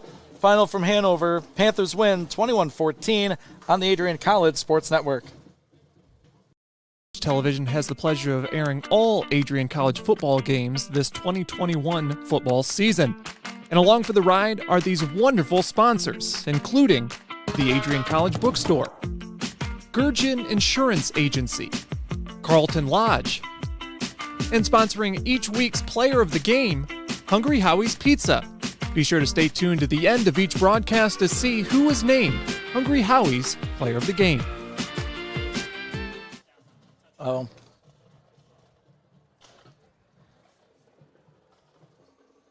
Welcome back on the Adrian College Sports Network. Our selection of the player of the game following a 21-14 defeat to the Hanover Panthers. Jay, the player of the game, really showed up in the second half, all over the football. We had to pick a defender, so we went with a very familiar player. Yeah, Adrian's own Sam Madrid, those 2 turnovers at the end of the game were huge and gave Adrian an opportunity that they unfortunately fell just short. That interception was big. He also almost had another interception, recovered the fumble. He just seemed to be all over the football. So congratulations to Sam Madrid, our player of the game here this afternoon. Jay, any final thoughts as we finish up here? Well, I think after last weekend, there was not a lot of positivity surrounding the Adrian College football team. I think they showed they can play with a lot of football programs like they showed up today. And, I think you just rebuild and get ready for a homecoming, a winnable game next week against Greenville, maybe get that confidence back. And I know they feel like they should have won this game, but they definitely showed something today. They showed that their defense is solid and that their offense can play both running the ball, passing the ball. They can do a little bit of everything. So a lot to take away from this. I know most people don't believe in moral victories, but there's a lot you can take away that's a positive. I agree. And, the defense was night and day. It's a rare occasion where the offense is the side of the ball lacking for this team over the last number of years. And let's face it, that's what it was. The defense gave them extra possessions and just could not get the ball in the end zone consistently enough. Yeah. So 21-14 final score. Jay, as you said, we'll be back for a homecoming matchup next weekend. These Hanover Panthers, they'll take on the conference favorite for the MIAA, Albion College, next week. So to all the Bulldog fans out there, all of you listening on the Adrian College Sports Network, for Laura Witkowski back in the studio, for Matt Kibbe for throwing stuff together for us here for the road game, and for Jay Hanna, I'm Ian Wendt saying have yourself a great Saturday.